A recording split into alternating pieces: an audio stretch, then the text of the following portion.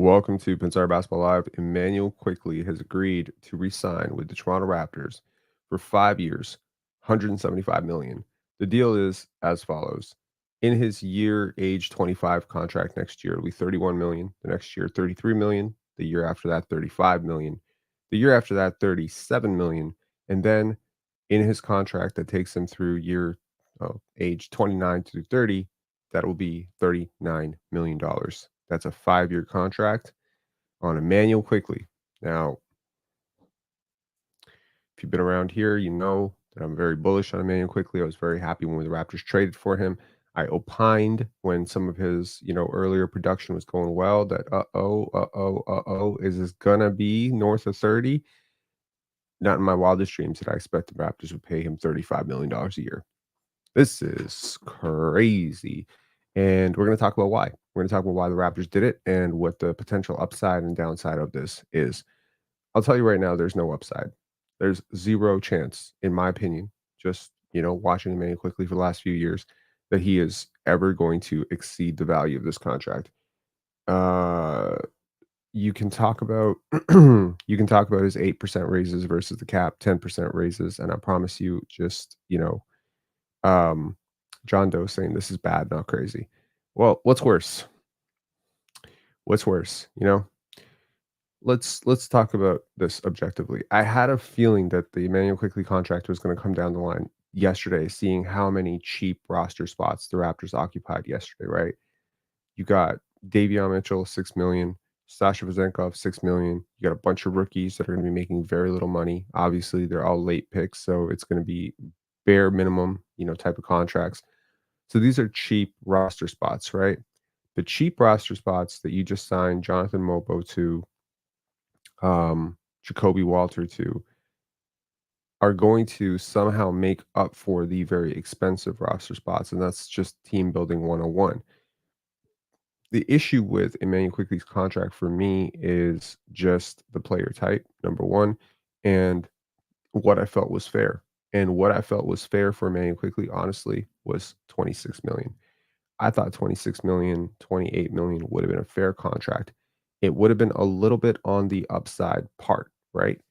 But you got to think about this from the perspective of percentage of the cap. Try not to think about dollars and cents because you're just going to drive yourself crazy. You got to think about this as in a world where Malik Monk is worth less than 15% of the cap, is Immanuel Quickley worth north of 20% of the cap? And I think the answer to that is definitively no. Malik had a better year than Immanuel Quickley last year. Malik's just barely older than Immanuel Quickley.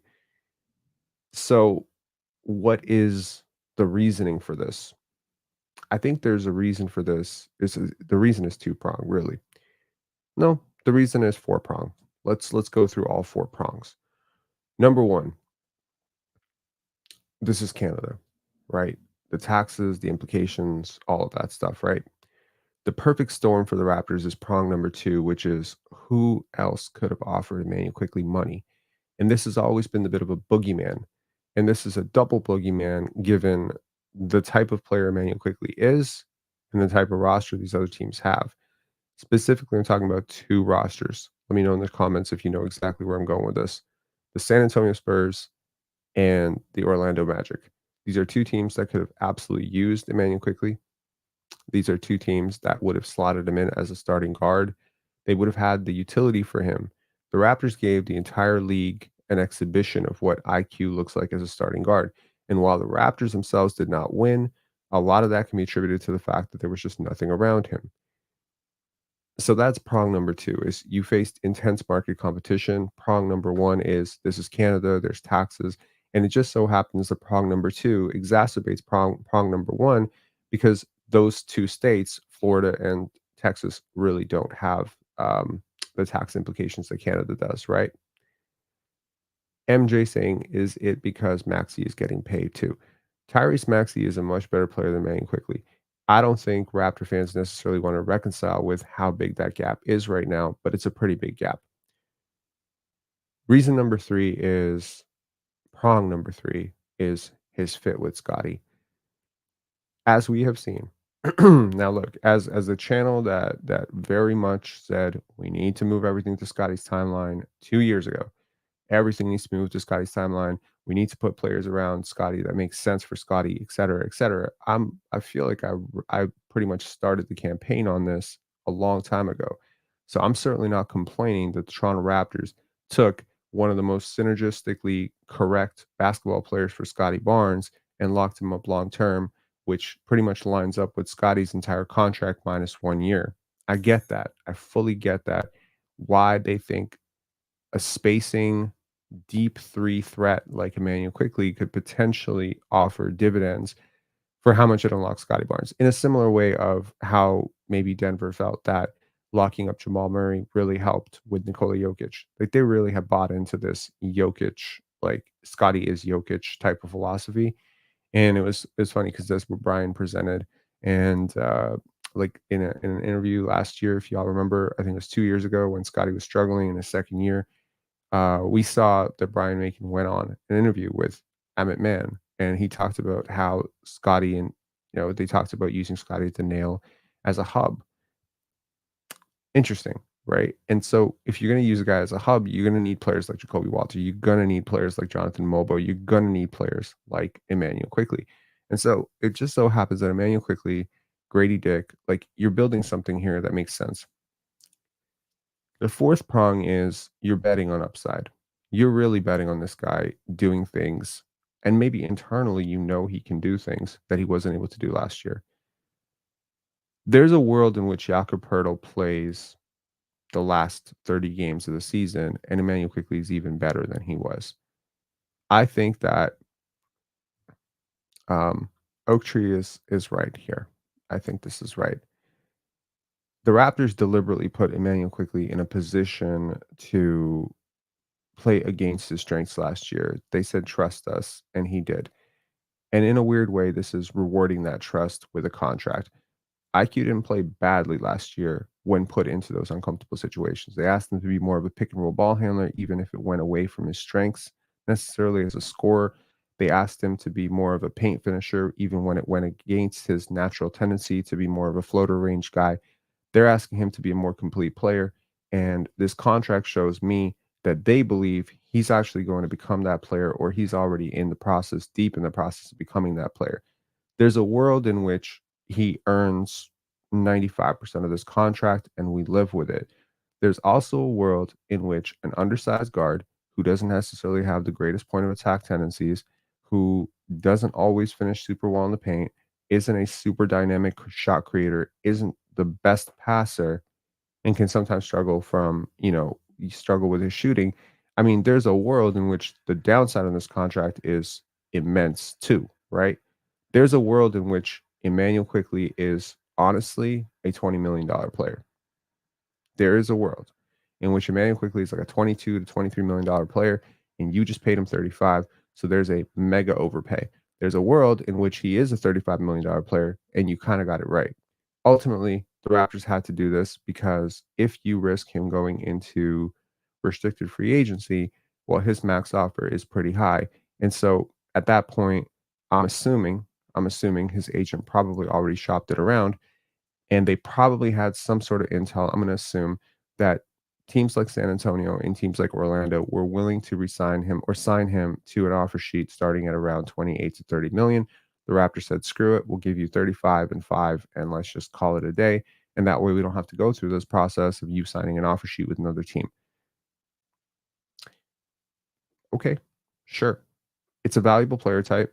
It's not the most valuable player type. The most valuable player type is a shot creator, a wingy shot creator who has positional size and versatility. In my opinion, this is a bit of an overpay. Um, Now, of course, if you're the Toronto Raptors, what does it matter when you play one player? It matters what you're paying your roster and how successful that roster is. The Raptors historically have always overpaid their guys. It's almost shocking when they don't overpay a guy. I think they overpaid Kelly by a bit last year. It's always like 10%, 5%. At minimum, they overpay guys by 5%. I thought Dennis Schroeder was overpaid last year. I think, Bruce Brown right now is overpaid. I thought Gary Trent was overpaid on his last contract. I can't remember the last time the Raptors signed a fair offer to anybody, honestly. I really can't. They've overpaid just about everybody, right? I mean, I'm thinking about it here. Mm, OG was the last guy they underpaid. That was the last contract where I was like, "What?" They paid OG what, 18, 19, 20 million, something like that. I thought he was worth more at that point. So, look, as Raptor fans, we have to be congruent and we have to be coherent. We cannot say that the Knicks massively overpaid OG, paying him 45, and then complain and then act like 35 for Immanuel Quickley is some no big deal. OG Anunoby is a more valuable player than Immanuel Quickley. So is Pascal Siakam at this point. The upside here for the Raptors, if you're looking at it from why would you pay Immanuel Quickley this money, but you weren't willing to pay Fred VanVleet the same money? Because Fred VanVleet would have been very happy with this deal.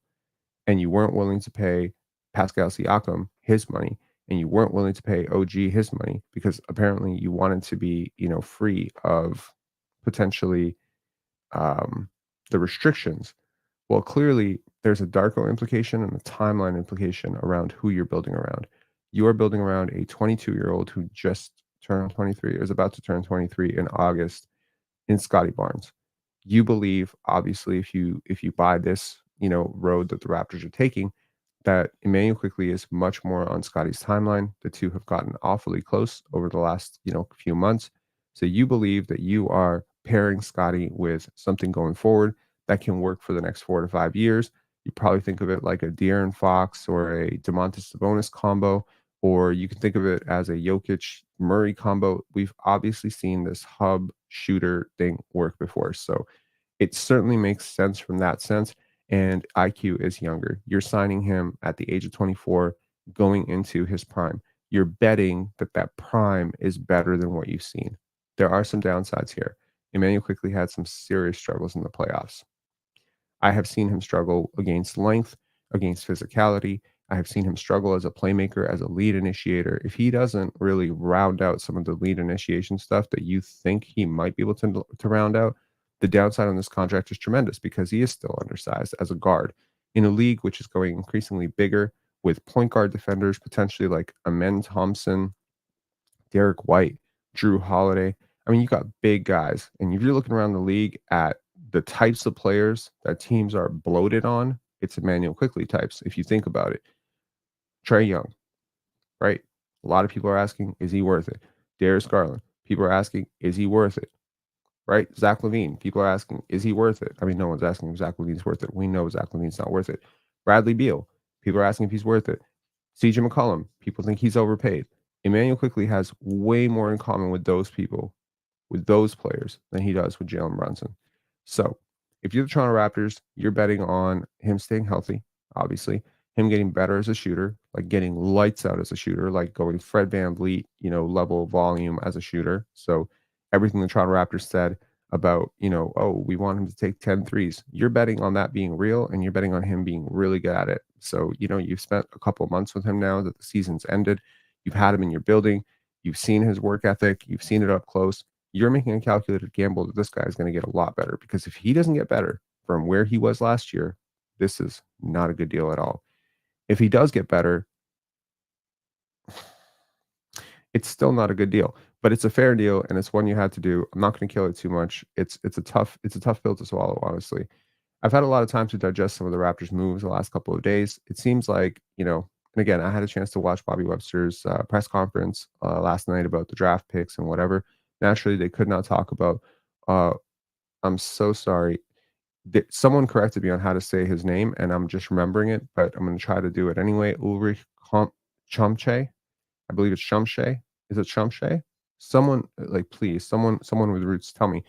Also, I was looking it up, and Mobo, from what I understand, please someone correct me if I'm wrong, but the prevalence of that last name is actually Nigerian. So even though Jonathan Mobo is from West Palm Beach, the last name has origins in Nigeria, which is pretty cool because the Raptors did get their two African prospects then. Kick-Ass saying it is Shamshay. Great. And the first name? Uri? Is it Uri? Uri? It's not what I've been saying. I've been saying Ulrich, but I think it's a German name. Um Mike Oxford saying Wiggins and a 2026 first for Bruce Brown. Am I understanding correctly that Andrew Wiggins has been held out of the Olympics? Is it Rick? I don't think that's right. I don't think that's right. We're gonna have to look it up. Anyways, so overall, good to get the guy locked up. Best to not go into some sort of crazy bidding war. It does show him some faith. It does show him some faith, and he strikes me as the type of person who's going to take this as a nod of confidence and not get complacent. That's something that really was helpful to have him in your building. I think a lot of last year could be seen as a bit of an audition, really, to have him. I think that's probably right. Yes, it's Ulrich Schamsche. Oh, look at me. All right, getting German slash Cameroonian names right. Also, hold on here. Something cool. Y'all remember I kept talking about this picture of Darko Rajakovic um, and Sasha Vazenkov. Hold on, I can actually show you that now. Hang on. So this is Pensar Basketball Twitter/X. Okay, so this is Joakim Noah shouting out Ulrich. Oh my God, Ulrich Shamshay. Um, Apparently the two have a really really big connection. Um, here's Go for him. He's the one looking for me, and I was very happy to see a legend like him come for me and say, "Hey, my little brother, yeah, how you doing?" All that time, always check on me, how's things going, and he advised me and he pushed me up, even at my lowest moment.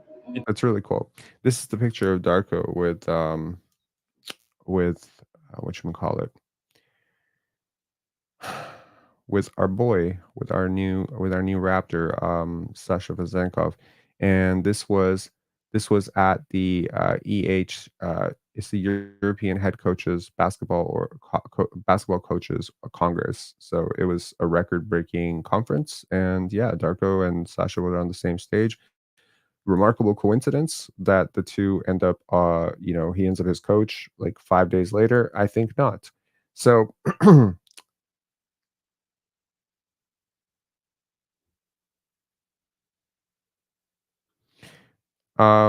someone's saying, but Mogo does pronounce the G in his name. So when the deputy commissioner or the assistant commissioner, I don't remember what his title is, came out, he said Mobo. Scottie said Mobo. So I'm going to assume that the G is sucked in. Even if you're saying it, you're not saying it as Mogbo. Anyways, we will have to bring on somebody who is fluent in African names to teach us how to say the two newest Raptors, but it would be cool. This mobile guy looks like Nasri too. Yo, honestly, I understand where you're coming from on that. And Nas was a bit of a point guard or guard who ended up becoming a big as well. So that's very interesting. But Nas is a legit like 6'11, so maybe not. Um, okay, in 30 games with the Raptors, Immanuel Quickley averaged 15 points. That's not true. That's just not true. In 30 games with the Raptors, he didn't average 24 minutes, bro. What are you talking about? Sorry, your information is absolutely wrong. I don't even have to look that up. I can guarantee you that's wrong. Anyways, look, shooting is at a premium. If Manu quickly rounds his game out, I promise you this deal is going to be closer to fair than you feel right now. Um, K-Con saying, "Hey Rob, I know the roller coaster isn't over yet, but how are you feeling about the direction of the team? Hope you're blessed. I hope you're doing blessed, and thanks for your crazy work you've been putting into your content. Thanks, appreciate it." Deem, yes, we did. Go back to the beginning. Um, my overall direction. Okay, so here's the thing. I asked for this, right? I asked for us to pivot away from Fred, Pascal, OG. I asked us to pivot towards Scottie. Um, If I had to give a grade over the last year, so since Jakob Poeltl, we're just gonna consider Jakob Poeltl like, Christians consider Christ, like BJ, oh shit, BJP and AJP, right? So like after Jakob Poeltl, right? It's been a solid 6.5 out of 10. But prior to before Jakob Poeltl, I think it was trending closer to 2. So I don't know, man. Like, I mean, I'm not thrilled. I'll be really honest with you guys. I'm not, like, just because it's going the way I asked for it to go doesn't mean I'm happy. It's not just that sounds really bad. This isn't overpaying Jakob Poeltl. I think people need to understand the downside of overpaying contracts. Look, the Raptors value flexibility. Obviously, they keep talking about flexibility. That's why they give these guys these player options. That's why they give, that's why they signed for. That's why they traded for Bruce Brown. That's why they, hold on to draft picks that are beyond, 2 years out. Like they typically don't. They don't like to constrict themselves into uncertain outcomes, right? And again, it's the same thing with the OG and OB Mikal Bridges thing, right? Like if you look across the league, right, at where contracts were signed 2 years ago and some of the value deals that were had, right? Mikal Bridges is a great value deal. Look at what he went for. He went for five first round picks. Now, Mikal Bridges had been paid like a superstar before he became not a superstar. He became a star player in Brooklyn with expanded role and opportunity. That's what I'm saying. Like, if you had paid him 40 million, he didn't get 5 first round picks. Now, naturally, you can't only think team friendly and not think about the player side. I understand the player side. Players have to get paid fairly. Obviously, you're not asking Scottie Barnes to take a haircut on his contract. You're not asking Gary Trent to take a hair. But at least, I mean, the Raptors seem to have this tendency to just massively overpay their guys. Like if right now you wanted to trade, let's just say you wanted to pivot away from, okay, I'll give you an example. Let's say the Raptors had moved up to number 3 in the draft. I'll give you an example, right? Some rumors out there that the Raptors, really, really wanted to move up in this draft, et cetera. And there was a particular target, and that particular target was Donovan Clingan. So let's assume you had a chance, you were in the lottery. Let's say you had moved up to number 3. Well, Donovan Clingan was right there. Let's say you moved up to number 4. Donovan Clingan was still there. So if you had moved up to number 4 and you wanted to select Donovan Clingan, you would then want to move off of Jakob Poeltl, right? I'm assuming to some extent, right? I mean, Donovan Clingan is pretty NBA ready. And you would think to yourself at some point down the line, we're going to move off of Jakob Poeltl because 18 million, 19 million is a hell of a lot of money to pay for a backup big who doesn't shoot. Okay, and also right now, I'm pretty sure if the Raptors could think about that entire situation all over again, they probably don't make the Jakob Poeltl trade because he's not the most naturally synergistic player to put next to Scottie Barnes. It's a bit of an odd fit. Now you want to move him. Now ask yourself the question: if you paid him 13 million, what do you need? What would you get back for him? If you paid him 19 million, which is what we did, what do you get back for him? At 19.5 million, you're probably adding assets to get something back, or you're taking back a bad contract. This bad contract swap is possible, certainly. You can take on a worse contract than Jakob Poeltl and get off of Jakob Poeltl, but that's neither here nor there. Ultimately, when you sign a player, you're hoping to get some sort of upside on the deal, right? Like there's a negotiation process where you concede something and you get something else. So maybe, but with the Raptors, like too often they're giving up term and cash. Like to me, that's bad. If Jakob Poeltl 2 years 42 million would have been fine because right now he'd be an expiring contract and I wouldn't give a shit, right? But Jakob Poeltl 4 years, so you give him the security of 4 years trailing into his 30th birthday, plus you give him 78 million. That's where I have an issue, right? With Immanuel Quickley, it's a little bit better. It's a little bit better because you do have him through most of his prime, right? You're probably getting him through the best part of his career. And you're going to trust that he's a guy who works. He's not about to become complacent because if he becomes complacent, this becomes a very, very bad contract. And unlike Bradley Beal, Zach LaVine, Darius Garland, you don't even have the star tag to go back on. This is a big part of contracts as well, is the draw, the context of draw. Right now, a player like for instance, I think DeJounte Murray, right?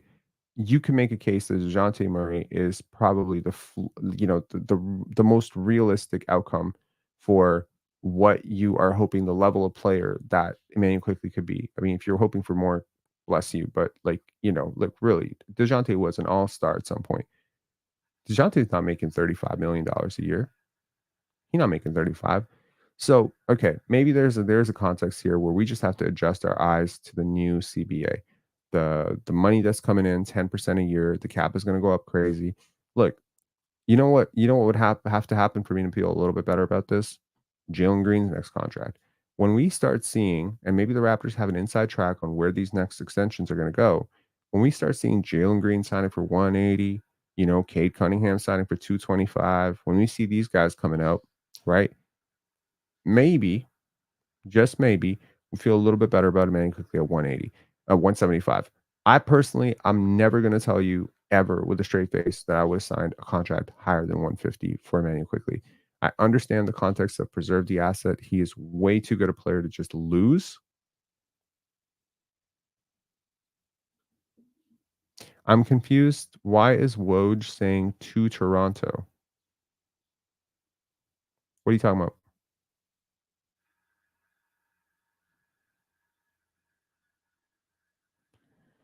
Mel saying Tobias Harris got 40 a year. That's a great example of a massive overpay. I like when like look, don't do that thing where, when your team overpays a guy, you start thinking about all the other teams that overpaid a guy. That shit's toxic.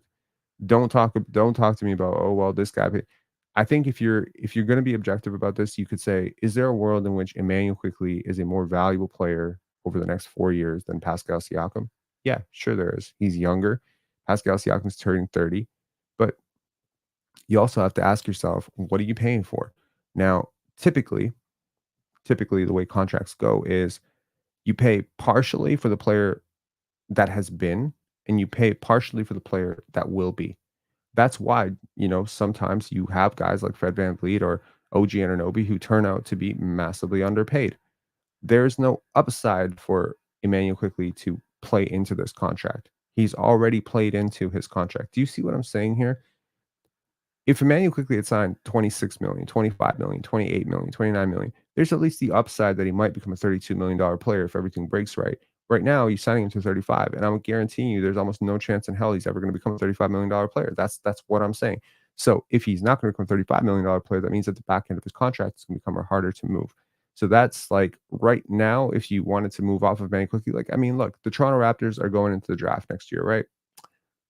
Right now I'm starting to get my mind adjusted to the fact that they're probably going to be pretty bad next year. Okay, I think they're going to be a play-in team and they're going to get bounced in the play-in. That's kind of my prognosis right now, given the fact that you've added so many young players to fill these roster spots. Young players usually do not help winning.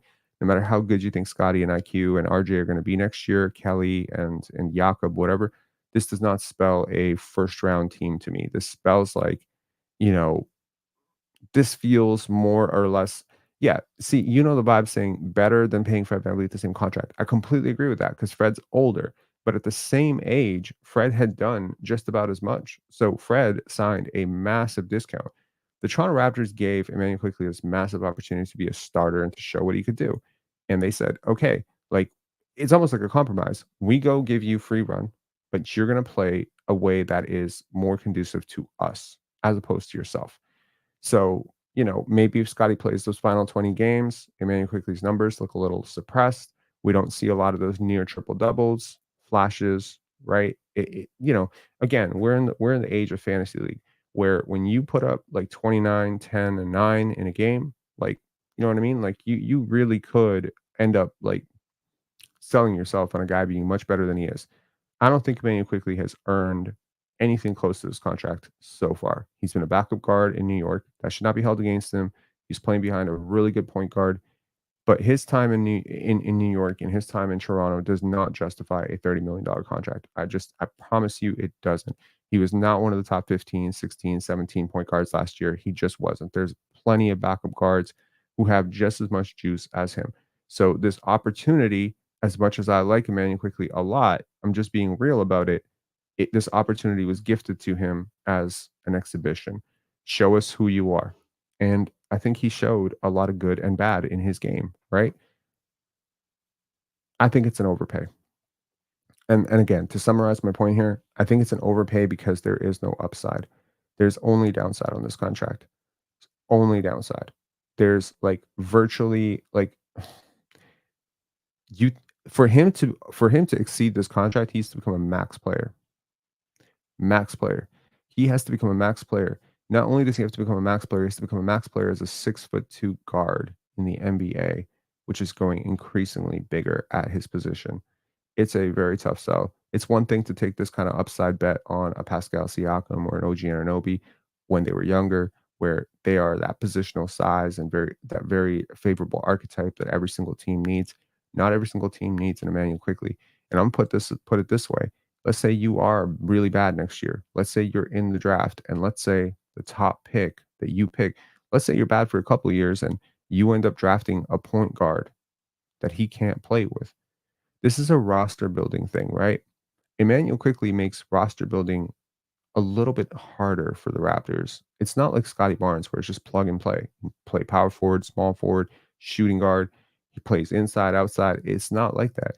Immanuel Quickley, you become kind of locked to him as a guard defender because he's not necessarily big enough to guard twos and threes.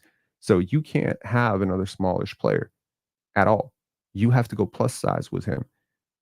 I'm just like, you know what I mean? Like, okay, so again, that's the bearish outlook on it. This is a contract that I think is going to backfire for the Raptors, just like the Jakob deal. I did not like the Jakob deal when they signed it. I thought it was a massive overpay. I thought Dennis Schroeder was a bit of an overpay as well. Yeah, so that's where I'm at. So that's the thing. He would not have gotten 175 with the Knicks. I think he would have happily settled for 125 and 5 years with the Knicks easily. So the Raptors have overpaid Immanuel Quickley by $50 million, in my opinion, relative to how good he's been.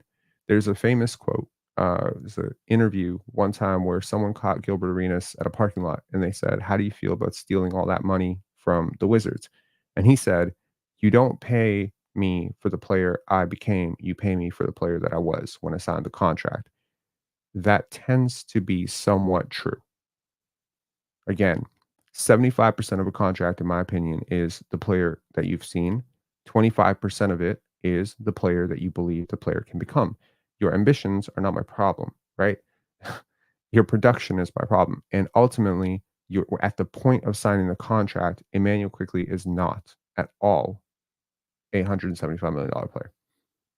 He is a maximum 125 over 5 years type of player. You may see it from your perspective if you're Bobby Webster, Masai Ujiri saying, "Hey, we're signing this guy through the best years of his life." I could look at it from his perspective too, where, I just got 5 years guaranteed and I don't have to worry about getting injured. I have financial security for the rest of my life.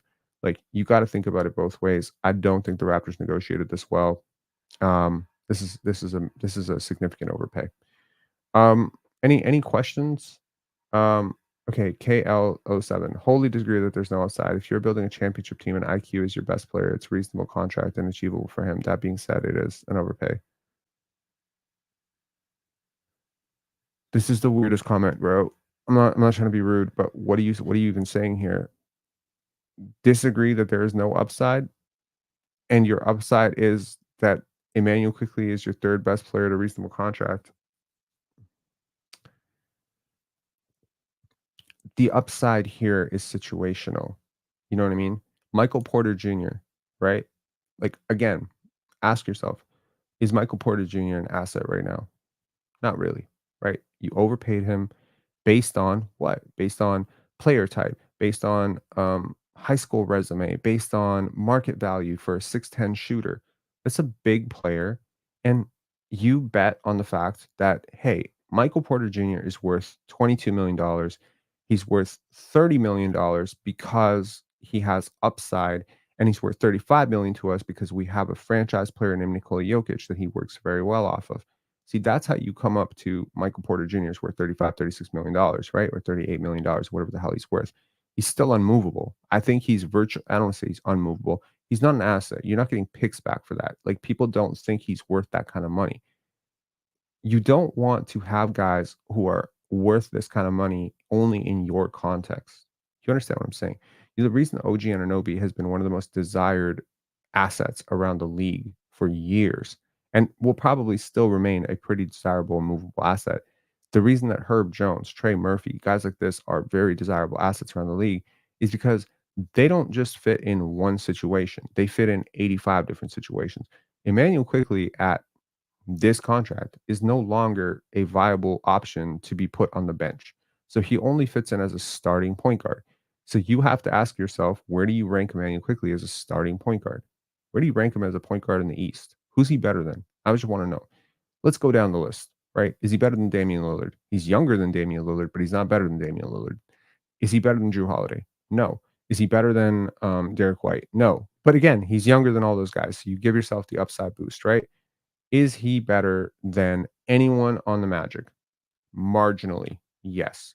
But again, the analytics would tell you that Cole Anthony and Immanuel Quickley are not so far apart. Like, yes, Immanuel Quickley is decidedly way better player than Cole Anthony, but it's not like a $30 million gap between those two players. Like, there's some rational world in which you could expect Cole Anthony to outplay Immanuel Quickley on a night. Who else here we're talking about? Trae Young. He's not better than Trae Young. He's not better than Darius Garland. He's not better than Tyrese Halliburton. He's not better than Tyrese Maxey. What are we talking about here? Is he even better than Derek White? He's not even close to being better than Derek White. What are we talking about here? No, he's not.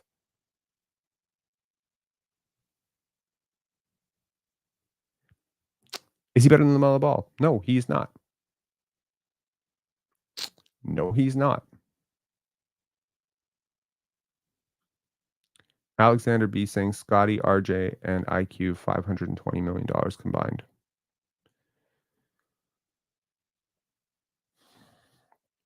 That's a little disingenuous, but sure, I get what you're saying. Navy Blue 76, a Knicks fan, saying IQ contract is overpaid, but he'll work hard to play up his value. S. Antonio, change your name. Derek White was a nobody up until he turned 28. That's just not true. I'm sorry. He was not a nobody.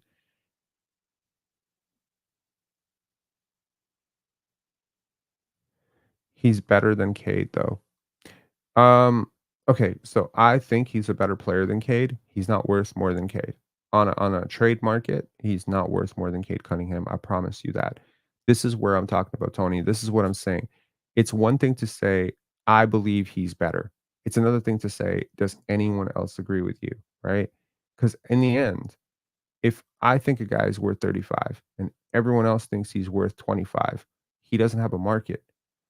Do you understand? That's my point. This is market value, right? That's just 101. That's economics. Your value is what we say it is because that's what the market determines. Now, if he does become a very dynamic, and again, there's athletic limitations here. This is not Tyrese Maxey. No matter how much you want to trick your eyes into believing it's Tyrese Maxey, it's not Tyrese Maxey. He's going to have to. Nathan Taylor saying, I have him at the 20th best point guard in the league. I think you're wrong. I think you're wrong. I think he would be much closer to 25th. IQ New Deal only puts him at the 14th point guard. Okay, that's great. And a lot of those 14 point guards are overpaid. I think you could make a really, really, really good argument that some of them are overpaid. So, I mean, again, like you're not. There's a world in which he stays with the Knicks, and I guarantee you he signs 25. So you paid him 35 to be on a worse team in a worse context with no playoffs. I don't know, again, if it comes down to this, you were betting against somebody clearly. You had the right to match any offer. I want to see which team, and again, if you match the offer, you sign the offer, right? So once he signs an offer sheet, you're on the hook to match. You don't have the option, I believe, if I'm not mistaken, you don't have the option to go fifth year. So if he signs 4 years, like what's the maximum offer he was going to sign anywhere else? You had leverage, bro. You had the fifth year. This is what I don't like about this. It's pissing me off about Bobby Oyster right now. You had the fifth year as a leverage play. He clearly wanted the security. He wanted the 5 years. He's not Fred VanVleet. He didn't want to go 3 year, whatever. He wanted the 5 year full max. Okay, fine. Immanuel Quickley values sureness. Cool. I get it. He sees himself as this type of player. Fine. Go find me a team out there that was willing to pay him 35 so that we could match. Find me a team. You think San Antonio is gonna pay him $35 million a year? You think Orlando was gonna pay him $35 million a year? I'm at a point right now where I go to the table with him and I say, 28, take it or leave it. And if he says I'm leaving it, I say, bet. Go find an offer that's better than this. Now, it may not build trust, but this concept of taking care of your guys, this is not a fucking charity. This is a business. Okay. I'm not trying to be rude about this. This is a business. And in the end, if you play hardball with Immanuel Quickley here and you say, listen, once like 28 is more than the Knicks were going to give you, it's more than what you wanted when you were with the Knicks. We believe we're showing you faith here at 28. Okay. So $28 million across 5 years. That's our deal. If he believed, oh no, I'd rather take 30 at 3, guess what? You can still match it. That's the whole point of a restricted free agent. Why are you treating him like he's an unrestricted free agent? IQ making $10 million more than Brunson. Oof. Yes, that's my point. Jalen Brunson is a way better player. And he was a better player. That's what I'm trying to tell you. 30 years still. Yes, that's what I'm saying. Like, what are we talking about here? Like, you can't just pay a guy like a max fucking player and pretend that he is a max player. Immanuel Quickley is nowhere near a max player. Comparing contracts signed years apart. Okay. Is it possible that it would have happened? I really think being in Canada massively handicaps us. Probably, bro. Fucking fold the franchise. It's not just Canada, man. It is this ownership group. They always overpay these guys, and I'm not really sure why. It hasn't always been the case. You haven't always had to overpay guys. You know, you pay guys marginally more, fine. You've gotten a lot of fair contracts, though. I don't want to say like, but I mean, you're also in a better situation. Like people like Toronto more now. You've won a championship. It should go away, man. But they just keep overpaying guys.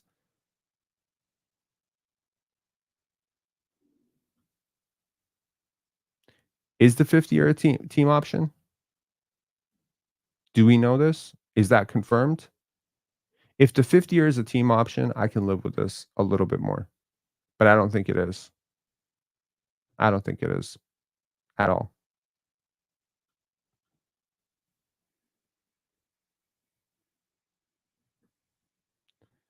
I think Bobby Webster doesn't have conversations and connectivity required for this job. Former Jays Alex Anthopoulos outworked other GMs just by feeling out team needs and being available.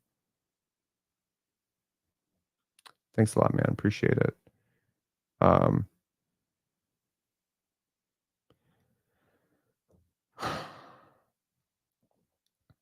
Jay Powell, Brunson signed his contract as Luka's backup. That is fucking ridiculously untrue.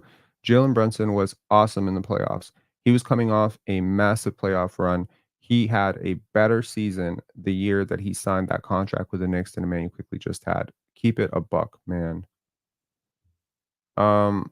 Pittsburgh basketball, and by the way, his contract was considered an overpay.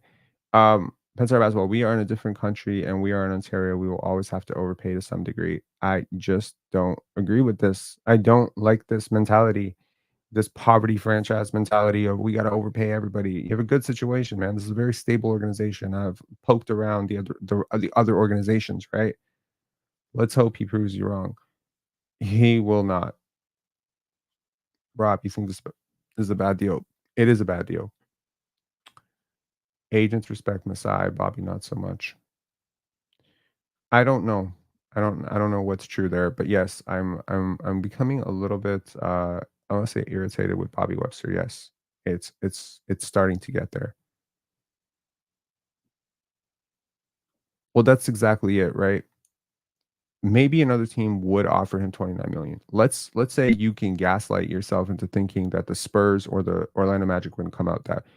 You have to have intel as an organization to know what that deal could look like. And that deal with the Spurs or with the Magic was going to be max 3 years. Okay, great question, Tetrahedron. What would IQ have to do to prove you wrong, Rob? What do you think? Okay, sure, prove me wrong. You're the starting point guard on my team. I obviously want you to prove me wrong here. I don't want you to fail. So what would you have to do to prove me wrong? number one, he would have to return to being a better defender than he was in New York and not a worse defender than he was in New York. Hard to imagine with his workload and him getting older, but sure, get better defensively would be a huge start. Because if he was a point of attack menace, you gotta understand, like Fred VanVleet, for all the shit we talked about him, he was a great defender, like one of the top 5 guard defenders in the NBA for a very long time. I don't see that in Immanuel Quickley right now. That's a value you could add to the floor that you're not adding right now, which is costing us wins. So, number one, become a much better defender. Number two, become a demon in the pick and roll. Like, really, I need to see way better passing than I've seen from him so far. Honestly, I didn't see enough of it, man. I saw advanced reads from Scottie. Of course, I've been seeing it since high school and AAU. I saw games where even RJ got to that point, right? And just became look, we are 4 months removed from RJ Barrett being a toxic contract. Okay. Now that talk went away a little bit. RJ Barrett had a better, like, I could argue that RJ Barrett and Immanuel Quickley were roughly equivalent with the Raptors, right? RJ being the bigger player, but a massive defensive liability, but he had like very efficient shooting splits and he provides a lot of value there, right? Immanuel Quickley being the smaller guard who also struggled defensively, not nearly as badly as RJ, but struggled defensively immensely with the Toronto Raptors. I think he's going to have to improve the defense. I think he's going to have to up the volume on the threes. Like, I think he's going to have to become like a 9, 10 3-pointers a game type of guy. Sure, it's never going to be, the dynamic, downhill attack is never going to be as potent as a Tyrese Maxey. But ask yourself the question, is he better than Andrew Nemhard? That's where the comparison starts for me. Is he better? Cersei Cats, 4 months, you will be admitting you were wrong, Rob. It's okay, Rob. There's not a fucking chance in hell I'm going to be admitting I'm wrong in 4 months. I might admit I'm wrong in 4 years because that's how long it's going to take for me to be proven wrong on this deal. You don't sign undersized guards who the rest of the league, like, this is going to turn into, okay, as per NBA cap specialist, they expect his contract to be broken out as follows. Yes, that's exactly what we talked about early. He's better than Nemhard easily. No, he's not. He's better. He's not better easily. You really have to not homer this, okay? Like, let's not do that thing. Like, can we learn a lesson from the Fred VanVleet thing? Can we learn a lesson that calling out things as they are is healthy and a good thing? It's not hating, it's just calling things out as they are. Okay? Like, we're not hating here. We're not hating saying Jacoby Walter has significant handle issues. We're not hating saying Ulrich Shamshay might be one of the most raw basketball players in the history of the world. Alex, Rob, why did you switch up? I didn't switch up. What are you talking about here? I did not switch up. I have always been on firm record. I don't think Immanuel Quickley is worth $30+ million. There we go.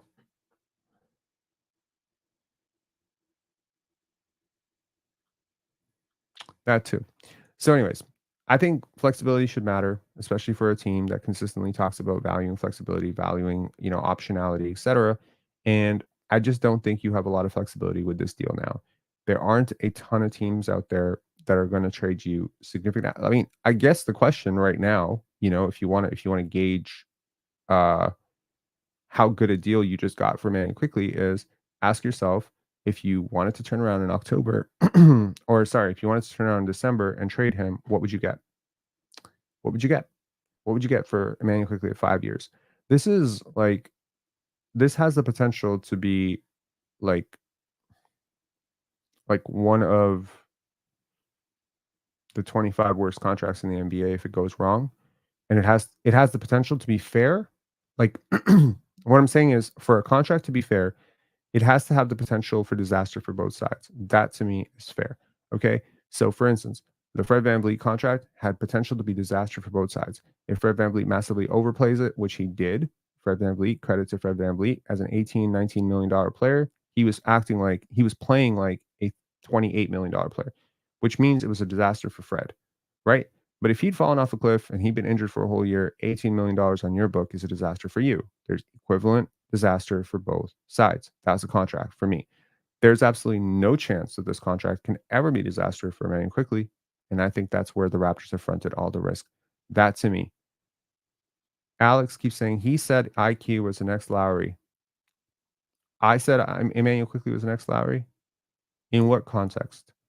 Immanuel Quickley is not the defender that Kyle Lowry is. I think he has Lowry potential in certain regards. Sure, he does certain things better than Lowry, but Lowry's a much better floor general. Animal Magic, you're severely underrating him. Why is it that every single time someone presents a rational view on the internet, there's always someone jumping to the polar extreme just to be different? You're not right. Just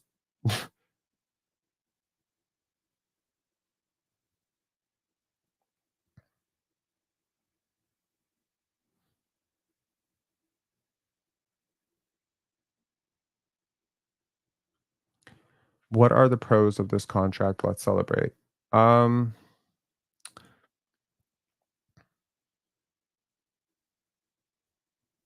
Alex, I've seen Knicks fans think he's better than Scottie. Alex, you are super fucking on my nerves right now, bro. Like, this comment right here drives home the lunacy of everything that's coming out of your mouth right now. This is stupid. There's not one general manager in the entire fucking world that would take Immanuel Quickley over Scottie Barnes. Like, literally zero. I don't care what your team building philosophy is. I don't care what your roster needs are. You would fucking play Scottie Barnes at point guard, shooting guard, small forward. Don't compare these two people. Like, it's really dumb, right? I love your channel, Rob. People can disagree. Sure, you can disagree, but don't bring up the completely ridiculous points that, oh, this person said. Like, it's a bad argument. Okay, recruiter dude, talk. Hey, boss, how are you? I'm good. How are you? I'm good. I won't be long because I got my bullshit Bluetooth on. I'm actually on my way to go play golf. I saw this headline.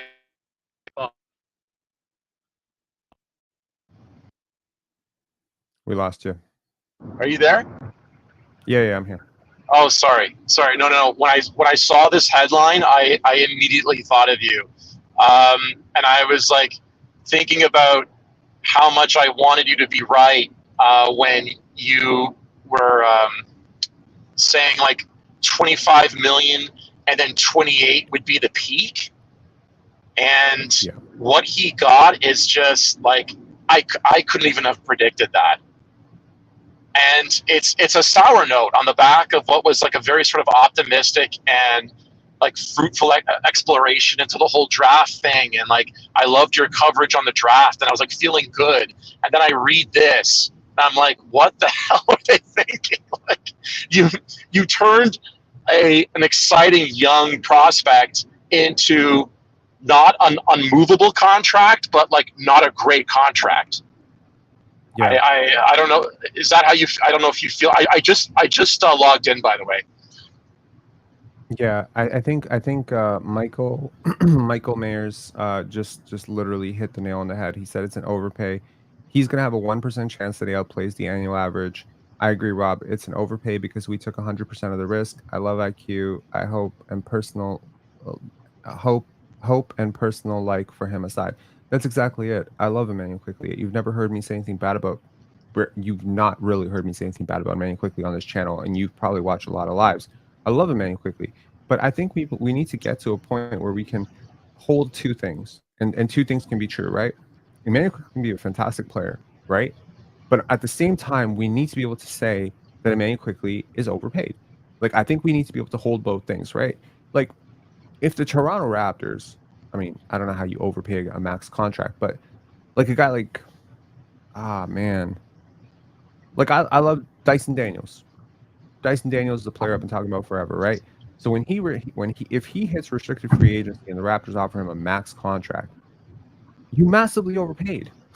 You massively overpaid. He's a backup guard, with severe offensive limitations. You've massively overpaid. I think for me, the movability and the fairness of a contract almost immediately comes back to what's the upside, what's the downside, who took the downside risk, and then ultimately how movable is it right now?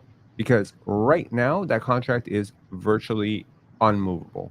Like, I'm willing to bet there aren't 3 teams out there that would trade for Immanuel Quickley at 5. Rob, you're being too like gracious. Like you're being too nice. You don't have to be nice this time, really. Like you and I both love DeJounte Murray. DeJounte is making effectively what, 8 million or 9 million less per year, and he's only 2 years older. He signed it at a different time.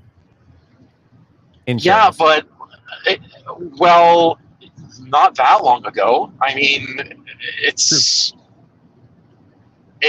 I'm not saying like this is a damning indictment, but it's not. Again, you're going back to the old. We take care of our guys. Like, yeah, but like not to a fault. Yeah. You know? I'm with you. I don't know. That's exactly it. You know, there's a way to take care of people and understand that in the world that we are in right now, $30 million a year is a really, really, really nice pay. You know, to be a backup guy, to, you know, come in as a starter, to have a lot of things that you got to address. But it's like, to me, you haven't addressed them yet. You haven't shown me that you can lead a team into the playoffs. You haven't shown me who you are in the playoffs. In fact, Immanuel Quickley struggled drastically in the playoffs. How do you know, if you're the Toronto Raptors, that you'll get to the playoffs in 2 years and he's just absolutely ass? How do you know that? And now you have this. It's like it's one thing when you do this for high lottery guys, right? Like the guys who have all the buzz, all the hype, like a Trae Young, like a Darius Garland, where sorry, I gotta put you on mute for a sec. A lot of background noise there. Sorry. It's one thing to do this for like the super high lottery guys, even like a guy like Cade Cunningham, who I'm notoriously very, very critical on. I understand they're going to have to overpay him a little bit because, again, there's market value for Cade that exceeds his player value on the court. That market value, that oomph, that added oomph that goes beyond the box score, beyond the analytics, that does not exist for Immanuel Quickley. It simply doesn't. And just like it didn't exist for Fred VanVleet, didn't exist for Jalen Brunson, that's why agents like their players to go in the high lottery, because you carry that value with you through all your life. Like you carry that, you know, high lottery value. And it takes a long time to overcome that sort of underdog tag on your market value. Because again, the NCAA tournament, the draft lottery, the draft cycle, these are huge marketing ploys to set up your entire career. So a guy like RJ Barrett is a very notoriously, very well-known prospect. He's a very well-known commodity. He got paid more than the Knicks wanted him to be paid.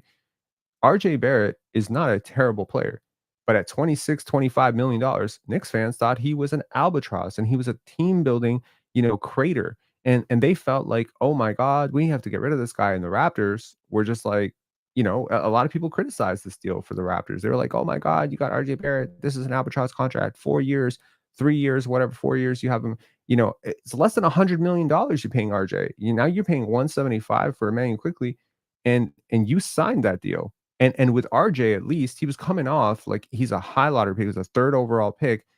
He was a #1 ranked player in the country, and you signed that deal with him at 22 years old. So you at least bought yourself into he's gonna get way better. How much better does Immanuel Quickley have to be for this deal to become valid, like for it to make sense to me? Substantially, or at least as good as DeJounte Murray. I hate to use that. I'm just using an analogy of a player that, like, you know, is what I wanted to fulfill this point guard position. Anyway, I don't want to destroy the audio with my crappy feed. Sorry, Rob. I'll get off. But the last thing that I want to say though is, if you haven't done this already, please just talk about the top 15 or 16 highest paid point guards in the NBA, and you can actually go down and we can like compare, which is fair now because he signed on the line that's dotted. Like, we're talking about a $34 million player now. Well, so now it's like that. Well, when he does, he can sign on the 6th. Okay, but you know what I mean, right? Like, yeah.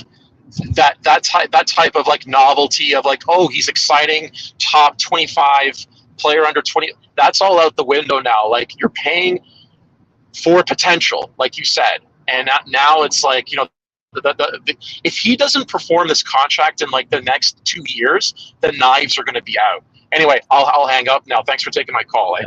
Yeah, my pleasure. Yeah. Cheers. Okay, we're gonna bring on Solomon Kita. Solomon, what's up? Hey, dude. I'm good. How are you? Thanks for having me. I'm good. We talked like a couple of days ago about this exact thing, and it's way worse than I could have ever imagined. Yeah, So okay, I was trying to sell you on 28 being okay yeah, and living with it, and I think you were like, "Oh my god, 25." Yeah, I yeah. remember that conversation vividly, yes. So okay, I just because what's done's done at this point. Mhm. Now it's about making this worth it. So how many times do you think he has to be an all-star? Because I feel like he needs to be an all-star now, at least for this to be worth it. How I many don't times do think they I need don't to I don't have think this? I don't think he needs to be an all-star. I mean, honestly, I've already said that I project that he could make an all-star team at some point just because of how he fills up the box score and if the Raptors are Yeah, successful. First of all, if the Raptors are successful, probably Scottie Barnes is an all-star.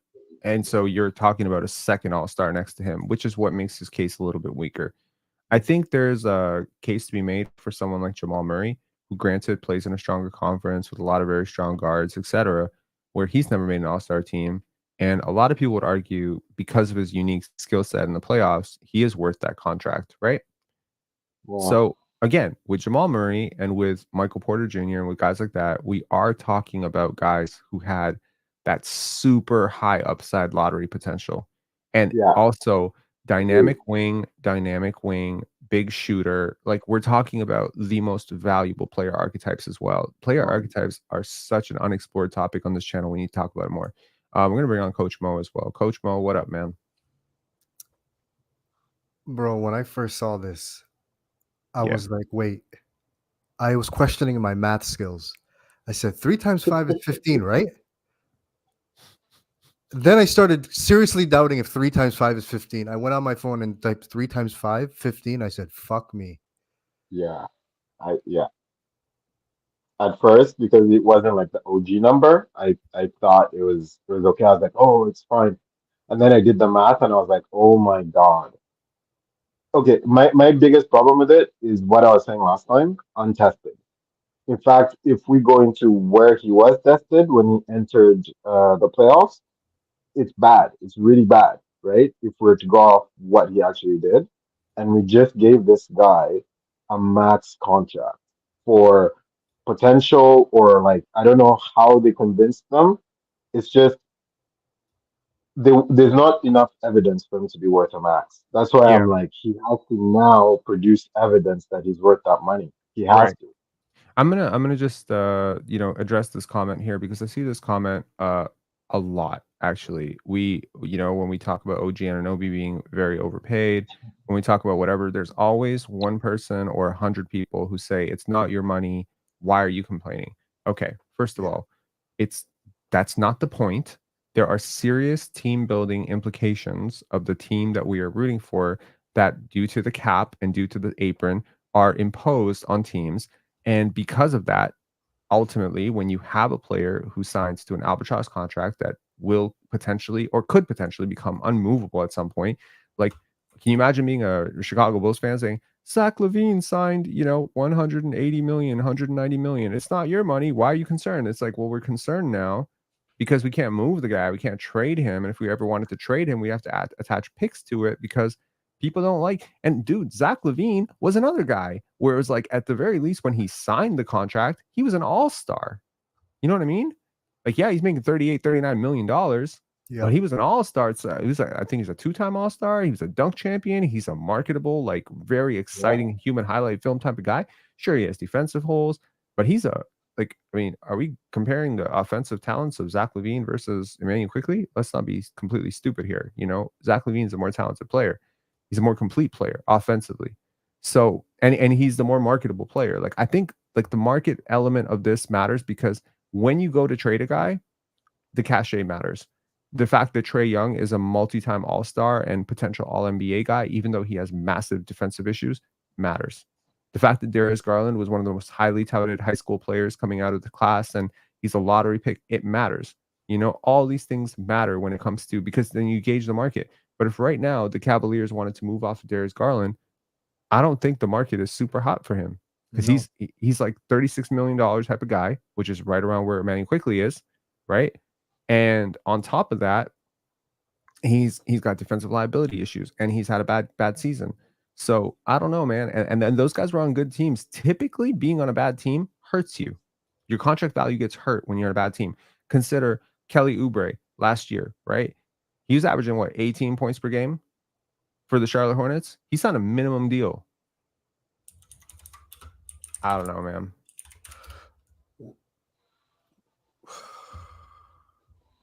Silence. Yeah. I remember once talking to you about if this front office is going to change and if we're going to learn from our mistakes. And I was like, I remember saying the IQ contract is going to tell me a lot of where we are. Are we make the same mistakes, right? Yeah. And you know how there was a little bit of the inmates running the asylum 2 years ago? Yep. Like they just held our feet to the fire and we were like, woe is me. Yeah. What has changed? Different inmates. That's what. So I actually have a question to kind of follow up on what Coach just said. Um, do you think Scottie really wants to keep him? You know, maybe because from what I can see from the draft, every decision we made felt like it was for Scottie, really, Scottie and on the coach. So I think that there is kind of like we're building around a system, building around a player, and I'm wondering if like Scottie really wanted sorry, I don't know why I'm blanking on his name. Quickly, and that's why the Raptors just kind of like kept him by all means.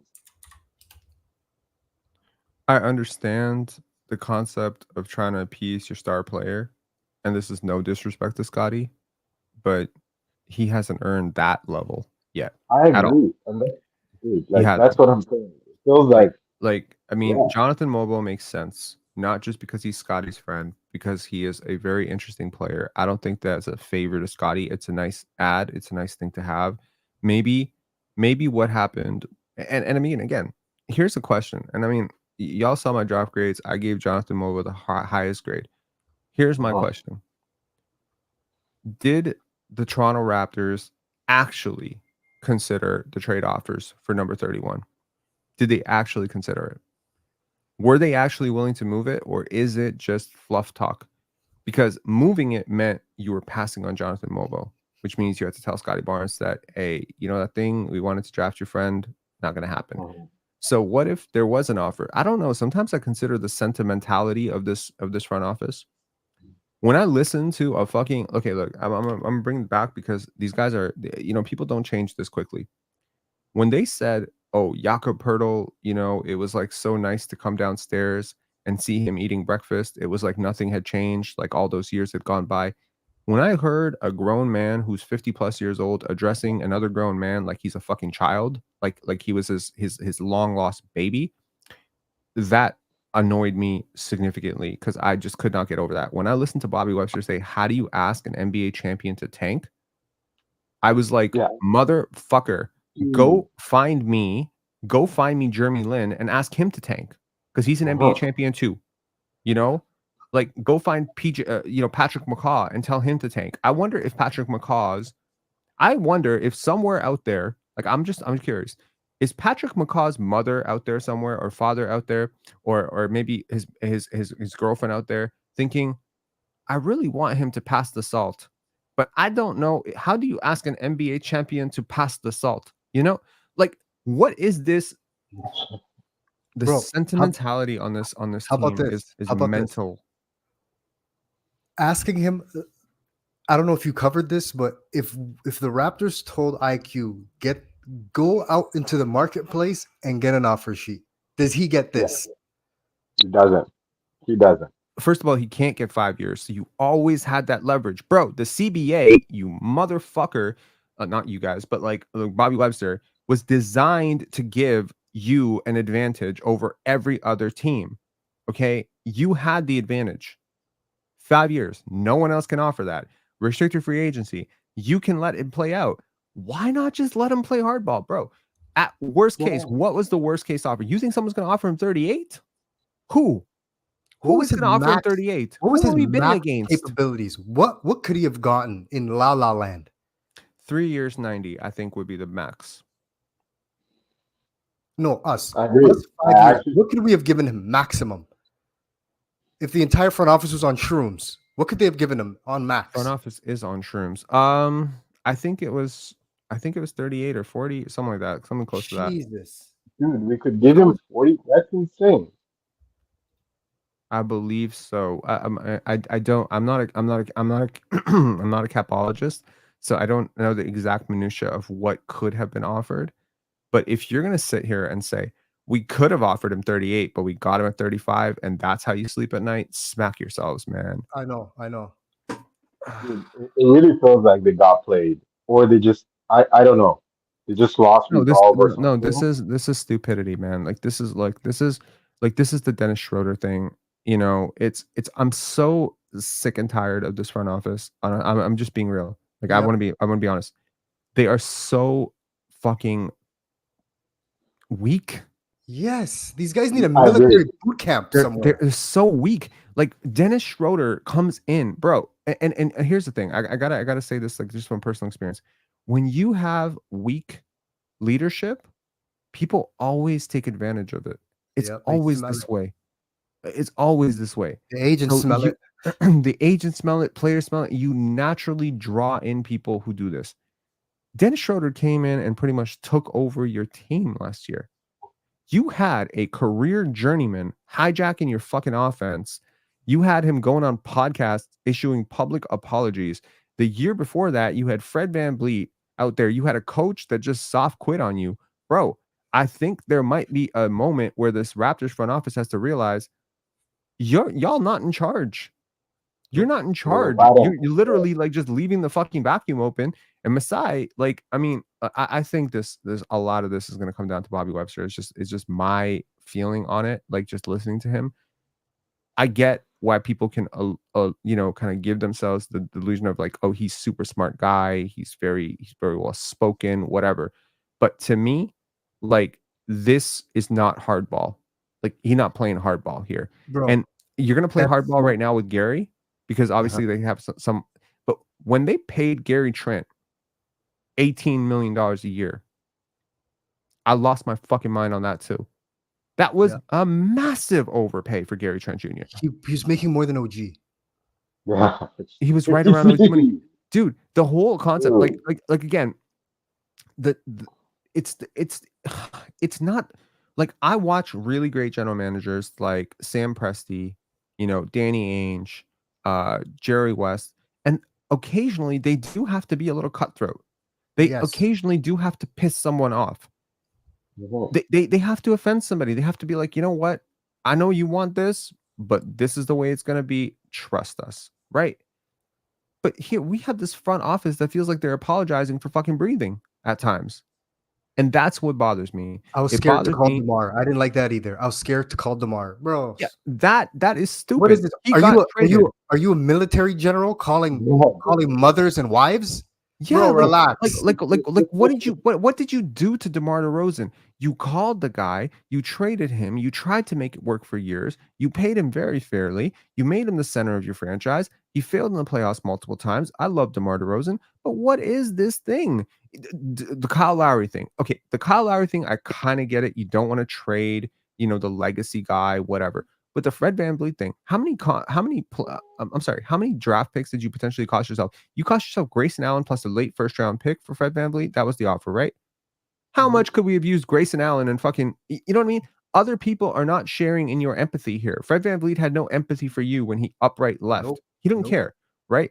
Pascal Siakam had no fucking empathy for you, right? None. And yo, by the way, this entire thing about, you know, inmates running the asylum is true. It happened with Pascal Siakam as well. It Yep. absolutely happened with While Pascal he Siakam. dogged it half the time. He blocked trades. He pushed away from Sacramento. He didn't care what you were getting for him. He didn't care that you're going to get Bruce Brown and 3 week first round picks. He didn't care. He wanted what he wanted, and you gave it to him. Fred wanted what he wanted, and you gave it to him. You gave everything. So my point is, at what point? I was gonna just throw in a question, but go ahead. No, go ahead. Because like, I don't know how much you guys believe this. I think they changed the offense for Pascal back in the day when Nick Nurse was around. Mhm. Like the passing, from going to, you know, having the 2 point guards to pretty much Pascal becoming our main point guard. when Fred was there. It was like shared role Mhm. where they kind of okay. This one I think is more nurse.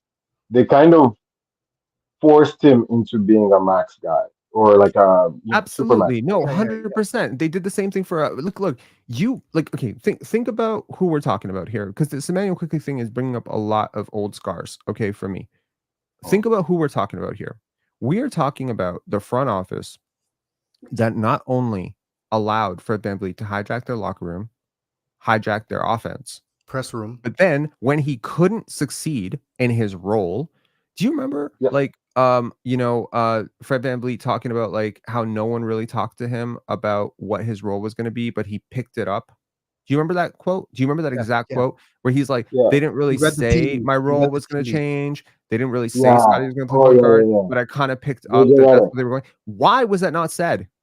Why can you not go up to a fucking player and say, this is what your role is? We really like this young guy. We think he's going to be a good player. Why is it so hard to have a fucking open conversation in this organization? Why is it impossible to go up to Fred VanVleet and say, listen, we need you to take a step back? Now, he tried to take a step back. He didn't like it. He took over your offense. He basically said, bet, you're not going to pay me what I want to get paid. I'm going to hijack your offense. And you said, okay, we're going to watch you. And then when he struggled doing it, you said, here, by the way, we know you're struggling. Here's the Let's give you reward. the one thing you Yeah. need to actually Yeah. succeed. And that's Jakob Pertl. And then, okay. And then Fred VanVleet's like, great, now I'm going to be really good. And Scottie Barnes stood outside as the Toronto media tore him apart because he couldn't fit into that fucking offense. But by the way, are we watching a similar thing happen in Houston where Fred VanVleet and Alperen Sengun run the two-man action and everyone else struggles? And then suddenly Alperen Sengun's out of the fucking game and Fred VanVleet adjusts and suddenly everyone's thriving? That's exactly what happened with the Toronto Raptors. The same thing, except Alperen Sengun's a much better player than Jakob Pertl. We gave up picks, bro. We gave up picks. We gave up 3 picks, okay, and a lot of flexibility. We gave him an opportunity to tank for Victor Wembanyama because Bobby Webster doesn't want to have a fucking conversation with Fred VanVleet about why he needs to tank in a contract year. And this is my beef. That you have very money-minded people, very money-minded and very contractually minded people being overrun by extremely money-minded people. It is extremely stupid. I have always feared this concept of like the Rodgers, Ed Rodgers doesn't like Masai, Ed Rodgers doesn't like, the whatever. At this point, I'm like, fuck it. I don't Yeah. care. I don't I care anymore. honestly am starting to lose faith in Masai. There are just a few things that happened recently that I'm just like, I don't see the genius anymore. You know? My beef I with don't know if you guys agree. my beef is Don't have to. we just watched the Celtics and even how the Knicks just built their roster with a lot of guys who are below market value, right? The contracts Drew Holiday and Derek White and Porzingis signed, those guys are more established players. And it's like you just give this dude $35 million for 5 years out the gate.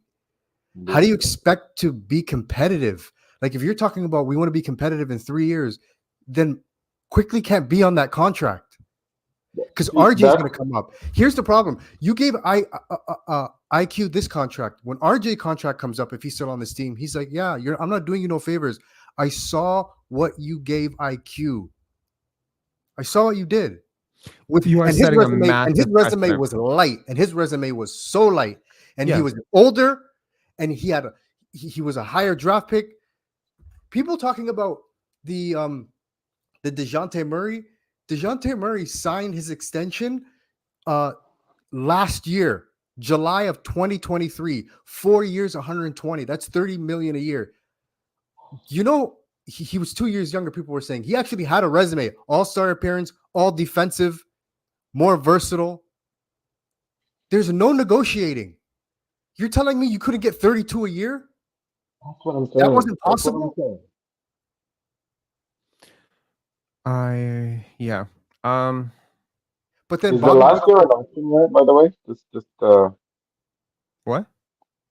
do we know if the last year is an option year? I don't think so. I know it's not a team option. Look, man, it's one thing, OG had the Knicks by the balls, okay, and they were a real championship contender. Honestly, at this point, if I had found out that the Toronto Raptors, had Immanuel Quickley, and again, this is not an unrestricted free agent, I would almost get why you did this if he was Oh unrestricted, my god. because it would be an overpay. But okay, it's the nature of the contract of unrestricted free agency. Restricted free agency and the 5-year hometown discount is literally designed to prevent you from having to do this to yourself. Literally, you have the ultimate trump card, which is you can offer the 5th year with the max raise. Again, when you consider an undersized guard, right, who could sustain an injury at some point, touch wood, I hope it doesn't happen, that 5th year is very significant. It's very significant. At this point, that 5th year was worth $39 million. If his contract goes 8% raises from 30 to 39, that 5th year that you held that no other team could offer was $39 million. Okay? That's significant. Regardless of where you think the cap is going to be, $39 million is going to be a significant contract in the NBA for the next 2 decades. So at that point, if he decides, no, I'm going to go test my market, congratulations. That's what fucking restricted free agency is for. Exactly. That's what it's for. And if you're going to give 5 years, I'm giving you 5 years at a number reasonable that we like. So we get an annual salary we like, but you get 5 years of security. Yeah, but absolutely. If you're getting 4 years, then the number is going to be closer to what you like, but it's only 4 years. They gave them everything. Yeah, and look, I know next year he's going to come out and he's going to ball out, right? He has like a really hot start, and everyone's going to bring up this take and be like, "Oh, is he worth it now? Is he worth it now?" And it's just like, dude, like I study finance, I have a CFA, I'm pretty good with money. I think I understand contract value, maybe outside of CBA context, pretty fucking well. I said Jakob Poeltl when we traded for him as an overpay. I said when we signed him as an overpay. I'm not wrong. I haven't been wrong about this. Okay. The only contract I could ever say that I was wrong about, Serge Ibaka. When they signed Serge Ibaka 3 years, 60, I thought it was an overpay by a bit. I didn't think it was an overpay by this much. That's the one contract I will eat it and say, okay, Serge kind of proved me wrong. He was sort of worth it, but he didn't exceed the value of 20 million. He was worth barely that. It's the same thing here, except this way, like I don't see a world in which I am wrong about this. He would have to become a top 15 point guard in the NBA. Legit next year, and stay top 15 over the and again, there are point guards out there that have more market cachet. Yeah, like okay, for instance, right now, if we traded for Trae Young right now, I'm not saying I want to trade for Trae Young. I'm not saying any of that. Okay, just think of it from a business perspective, because this is a business thing, right? Like ticket sales is business, fucking jersey sales is business, NBA contracts is business. We're doing a live stream right now, 340 people. Hopefully, I didn't forget to turn on monetization. That's business. Okay, please God, tell me I didn't forget to turn on monetization. Did y'all get ads when you came in? No. Fuck. I'm on premium, so I don't get ads. Well, I have ads off, so shit. I never get ads. So you have ads off? How? Yeah. Ad blocker? My brother has a workaround, because they're actually, YouTube really goes to work on ad block. Like they don't like it. Bro, can you DM me like your ad workaround? Because I literally got like 800 different ads yesterday. All right. Okay. Where was I going with this?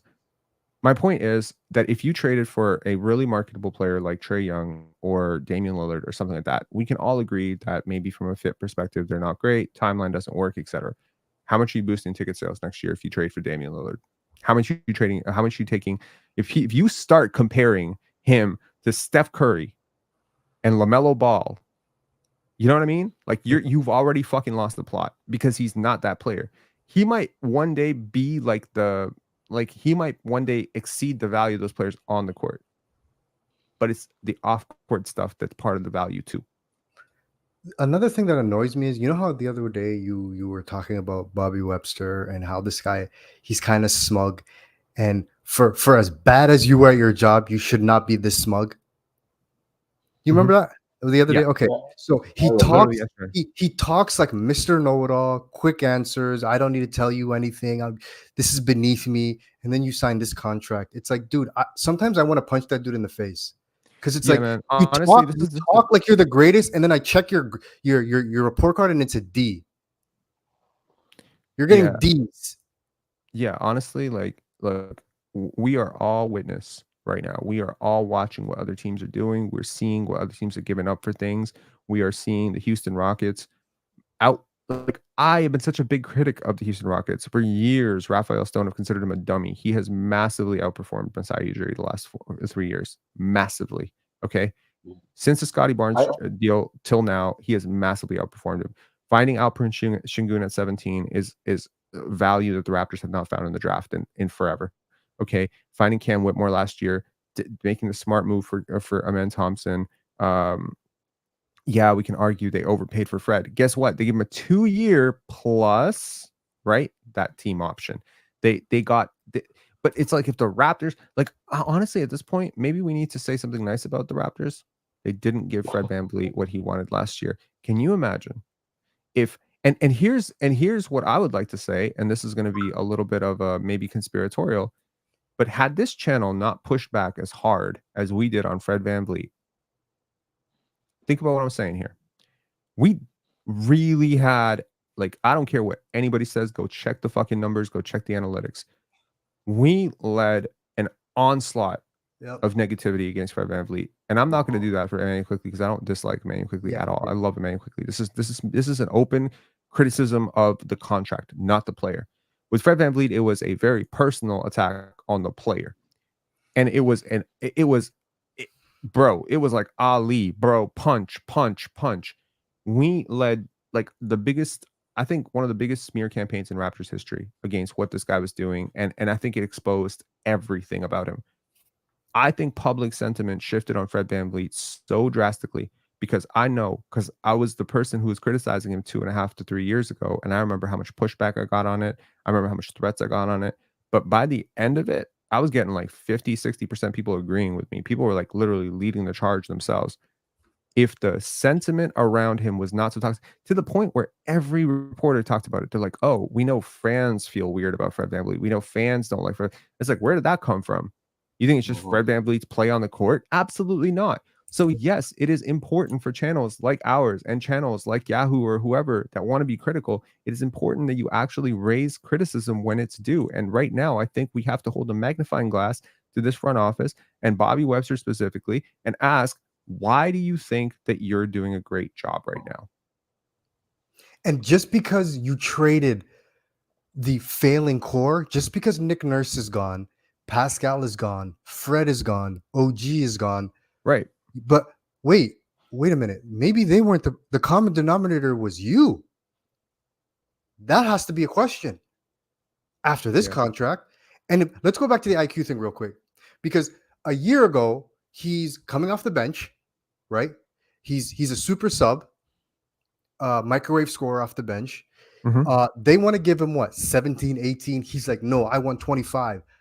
I want 25. The Raptors come and in a way save him, quite literally say, okay, we're gonna give you the ball. We're guaranteeing you a starting spot. You don't even have to fight for it. You don't even have to earn it. We're giving you a starting spot. You wanted 25, we'll guarantee that or more. We're going to give you an opportunity in a better environment to grow under a better coaching staff. Right? We're gonna let you live out your dream. But what do we get in exchange? Oh yeah, you got to give me 175 over 5 years. That's the exchange. Like where it's almost like a relationship where one side gets everything and the other side is just okay. Yeah, and honestly, go ahead. One last question because I'm gonna head out. Actually, two last questions. So at this point, who wins the OG trade? Because as of yesterday, I was like, okay, yeah, that was good. We got two young players, fit our timeline, not too overpaid, and I didn't think Immanuel Quickley would ever command that type of money. But now, because they definitely overpaid for OG, I don't know where we sit. I feel like it's now just even. My last question is, what is the best scenario right now? So, because I feel like we've gone through all the negative scenarios, and I think most people agree on it. But for this to be salvageable, I feel like, let's say we wanted to trade for Damian Lillard, his youth helps, but his talent is not there yet. So, what's the best scenario for him to be worth that money and be tradable, basically. So the best scenario would be that there is more really bad contracts signed over the next couple of weeks and couple of years as teams fail to register what 10% is. And as teams and ultimately, you're creating a secondary market, right, for bad contracts. And yeah, so I mean, obviously there are teams out there like New Orleans that are handling their business and doing a great job. There are teams like New York that, other than the overpay for OG, have done a fantastic job at everything so far. Um, there are going to be teams that are going to continue managing well, and there are going to be teams that are not managing well. At some point, you will run out of roster spots, though, right? You will run out of money. You will face cap implications. So yeah, so I mean, if the Houston Rockets sign Jalen Green, if all these teams sign their guys that are kind of like equivalent value type of guys as Immanuel Quickley, then maybe the best deal is 2 years from now, if it doesn't work out, you can trade him for one of those guys. So again, I'll take your problem for my problem, kind of situation. Right. But yeah, I'm just, look, I hope that people don't take what I'm saying against Immanuel Quickley. It's not his fault that he signed this contract. It's the Raptors' fault that they gave him this contract. Yeah. No one held a gun to their head. They decided to do this. If he wanted to get paid, good for him. That's what you should do. Just like if Fred VanVleet wants to, jack up the offense, good for you. But you, as the adult in the room, has to stop that, right? I don't, yesterday I was on an elevator with my dog, right? And there was this old man with this young child who was like 2 years old, who just wouldn't stop wanting to try to punch my dog. Like, this child was out of control. And this old man was not stopping. So I had to literally put my leg to avoid my dog getting punched in the face by a fucking 2-year-old who's out of control, because I'm not trying to put hands on a 2-year-old, but I'm putting my leg there trying to dodge this kid because I don't want my dog to bite him in the face and then get sued. But I'm looking at this adult, and you think I had any hate for the child in that moment? No, the child is probably, sugared up and fucking out of control and not being taught very good things at home. But it's the adult who's on their phone, who's not watching their child. That's the problem. I don't blame the child. I blame the adult. In this case, I don't blame Immanuel Quickley for taking this contract. Anyone should take this contract. This is a great contract. He took care of his family forever, and I'm happy for him. I Just for blame the record, I think Immanuel Quickley is very talented. He is very He's talented. good for us. He is He's a very great fit good. and perfect timeline, everything. He's not worth a man. Right. And that's exactly it. You have to identify when a player is worth it and when they're not, right? And you have to understand what leverage you're using, right? So for instance, Andrew Wiggins, right? Was Andrew Wiggins worth this contract? No. But you know why he got that contract? They won a fucking championship. That's why. Right. Okay. Yeah. Was Pascal Siakam worth a max contract when they signed it with him? No. Kind of. It's better than this one. It was. There was upside enough on that contract. You were losing. You were losing Kawhi Leonard. He had just come off an incredible finals run. He had shown you at least, but there was at least some level. And you know what the thing with the Pascal's contract was? I didn't think there was too much upside on that contract either. But I also felt there was a reason that you had to pay that was the market for him, that ultimately someone would have tricked themselves into signing him to a close to max contract. So you had to, because he was a restricted free agent as well. So again, the Raptors don't roll it out with him, right? They're willing to they're going to toss Gary Trent to the wind, right? They're going to trust, and I think Immanuel Quickley is a much better player than Gary Trent. But if Gary Trent, Bobby didn't seem like Gary was gone. Like, he only talks about like passing a certain level. I wouldn't be surprised if they return him, Gary. But now, here's What here's leg the do you have to stand on with Gary? Okay, this is exactly it, right? So I'm looking at this and I'm saying, I'm so happy I watched wrestling growing up, because there's a lot that happened within the world of wrestling that came down to contracts. There was I don't know, y'all watch wrestling? Did you grow up watching wrestling? I did. You gave up when I found out it was fake. Okay, I did not give up when I found it was fake. So the World Championship Wrestling had a guy, Eric Bischoff. Eric Bischoff's about to catch a lot of strays in this. If y'all hate wrestling, just tune out for the next 5 minutes. I'm gonna put you on game on this one. So Eric Bischoff was trying to compete with WWF and Vince McMahon. And Vince McMahon was a very prudent guy. He was like, I'm going to pay you this, but I'm not going to pay you this. And he's a slime ball and he's a terrible person and everyone hates him. But he was very clear about what guys were worth and what they were not worth and what he was willing to pay and not willing to pay. You can call him cheap. You can call him cutthroat, call him an asshole. You can call him a predator, whatever the hell he is. I'm not here to argue his personality. I'm here to argue his business sense. So Vince McMahon he's got all the stars. WCW got to get all the stars away from them. So WCW starts signing these contracts that are egregious. They're insane. They're signing guaranteed contracts in a world where guaranteed contracts are not signed. Okay, WWE is not giving guaranteed contracts, which means if you get injured, you tear your ACL, you can't wrestle for 6 months, you're fucked, right? So WCW, like, they had the money. They had Ted Turner's money, right? They had all that money. So Eric Bischoff has Ted Turner's checkbook. He's like, oh, Kevin Nash, Scott Hall, we got big talents. Come, sign this money.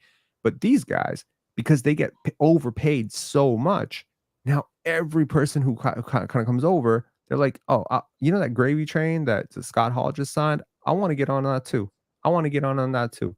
So suddenly people start coming over, but every single time they want to bring in someone who's as good as these guys or better, they get a contract raise because they literally put it into their contracts that no one can be paid more than us. And by the end of it, for 2 years, the WCW had a great run. From 1995, 96, 98, they were amazing. Every year, every week, they were competing with the WWF. Every week, they're like, they're doing such a great job on the ratings. They're killing the rating war. They took one more star away, and WWF's falling apart. But at some point, all these stupid contracts that you were signing, they started to backfire. Suddenly, all those guaranteed contracts, guys don't want to wrestle anymore. They're not showing up to work. They're getting fat. They're getting alcohol problems because you gave them all that money that they didn't deserve. And next thing you know, WWF, that was very prudent, they just build more superstars. They get the Attitude Era. They get Scott Hall. They get The Rock. And who's around today, bro? The WWF is around today, right? So what I'm trying to say is sustainable business practices matter. And one thing that I learned more than anything is when inmates run the asylum, you're dead. The WCW's biggest problem was their bookers. Their bookers, which is mainly they allowed Scott Hall, Kevin Nash, and Hulk Hogan to run shit so hard that they didn't want to lose, right? They don't want to lose the belt. They want this storyline. They had so much creative control. They let the players run the asylum, right? Mm-hmm. And because of that, they were giving all these bonuses to their friends. And also because of that, everyone else came in expecting that would be the standard. So once you allow a Fred VanVleet to do what he did, everyone around the league knows that you are weak. You allowed a guy to hijack your offense. You allowed him to leave for nothing. You are weak. And you will be stupid to know that if you'd be stupid to think that other general managers and other agents and other players didn't notice that. If I'm noticing it, they're noticing it too. What about this? What about this angle? Rob, I'm gonna head off. All right, man. Peace. Just if you don't mind, just speaking on the OG trade, just who you think ends up winning it. Yeah, it doesn't matter as much, but yeah. Thank you. Have a good one. Right, peace, man. See ya. Yeah, I was gonna say other GMs are like, yo, what are you guys doing? Is there a because you know how other players would say, well, he got this. Other agents would be like, well, he got this. So, this sets the standard. It's like, there's no even like, let me hold down the business practices or, brother in arms and contracts are getting out of control. And, the superstars get their money. But with this new apron, it's like, okay, everyone else, you got to relax. Right. And the problem is when you misidentify what's a superstar and what's everybody else, right? And that's the point. You get a guy like Malik Monk, and I think Malik Monk's a better player right now than Immanuel Quickley. That's just me being honest. He's a better player. And he got paid $18 million, and he's not that much older. He's like 26, right? That's through his prime too. The Sacramento Kings got Malik Monk right through his prime. And you are getting, and honestly, if you had asked an average person, be real, before Immanuel Quickley got traded to the Toronto Raptors, Who is a better bench player? Immanuel Quickley on the New York Knicks, Malik Monk on the Sacramento Kings. I think there would be no debate in NBA circles. So what you are paying right now is for untapped potential, upside, fit with Scottie, whatever. I have seen too many, horse and pony shows, or this kind of inmates run the asylum situation that I saw with WCW and the WWF and all that stuff, to tell you, like, greed is unchecked, right? Human greed is undefeated, right? You have to have checks and balances in place. You have to have a front office that has like a good sense of, propriety, like the appropriateness. I struggle with that word every time. Like, they have to have a sense for, controlling themselves. And for a front office that seemingly always dangles their feet and push things along, and you would think they're patient. I don't think they're patient. I think they're passive. And I think they put things off. And I think they've lost a lot of that energy that they had in 2013, 2014, where they were very aggressive. And last night I saw a little bit of aggressiveness, moving into the second round, making trades, trading away Jalen McDaniels, whatever. I saw an assertive front office, and I was like, okay, I don't agree with every move you made. I don't agree with all the draft picks, but at least I like the fact that you're taking chances and you're doing something different, right? Trading for Kawhi was taking a chance, right? Starting with the North, that was a chance, right? So I think that this is a safety move. This is I'm going back and hiding under mom's skirt, because I'm scared of the kids at school. Like that type of, it's like a safety move that passive people make. You didn't want to risk offending Immanuel Quickley, a career backup guard, by telling him to go out and find a contract that's better than this. I mean, like, in a world where DeAndre Ayton's making $30 million a year, you can certainly sell yourself on Immanuel Quickley being worth 35, but do not compare him to the worst contracts. Compare him to the best contracts in the NBA, and The teams that this are will winning. not make sense. So look, how much of an overpay do I think it is? Honestly, best case scenario, it's a fair pay. That's the best case scenario. The absolute best case scenario, he is a $35 million player. He will have to get a lot better to justify $35 million. When This I is a did finished my product contract. Hmm?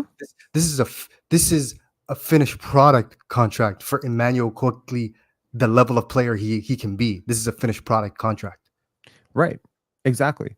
And look, like, when we talk about team building, right? When we talk about the team building challenges for the Toronto Raptors, oh, we can get this player, but we can't get this type of player. Oh, we could get this player, but we can't have that type of player.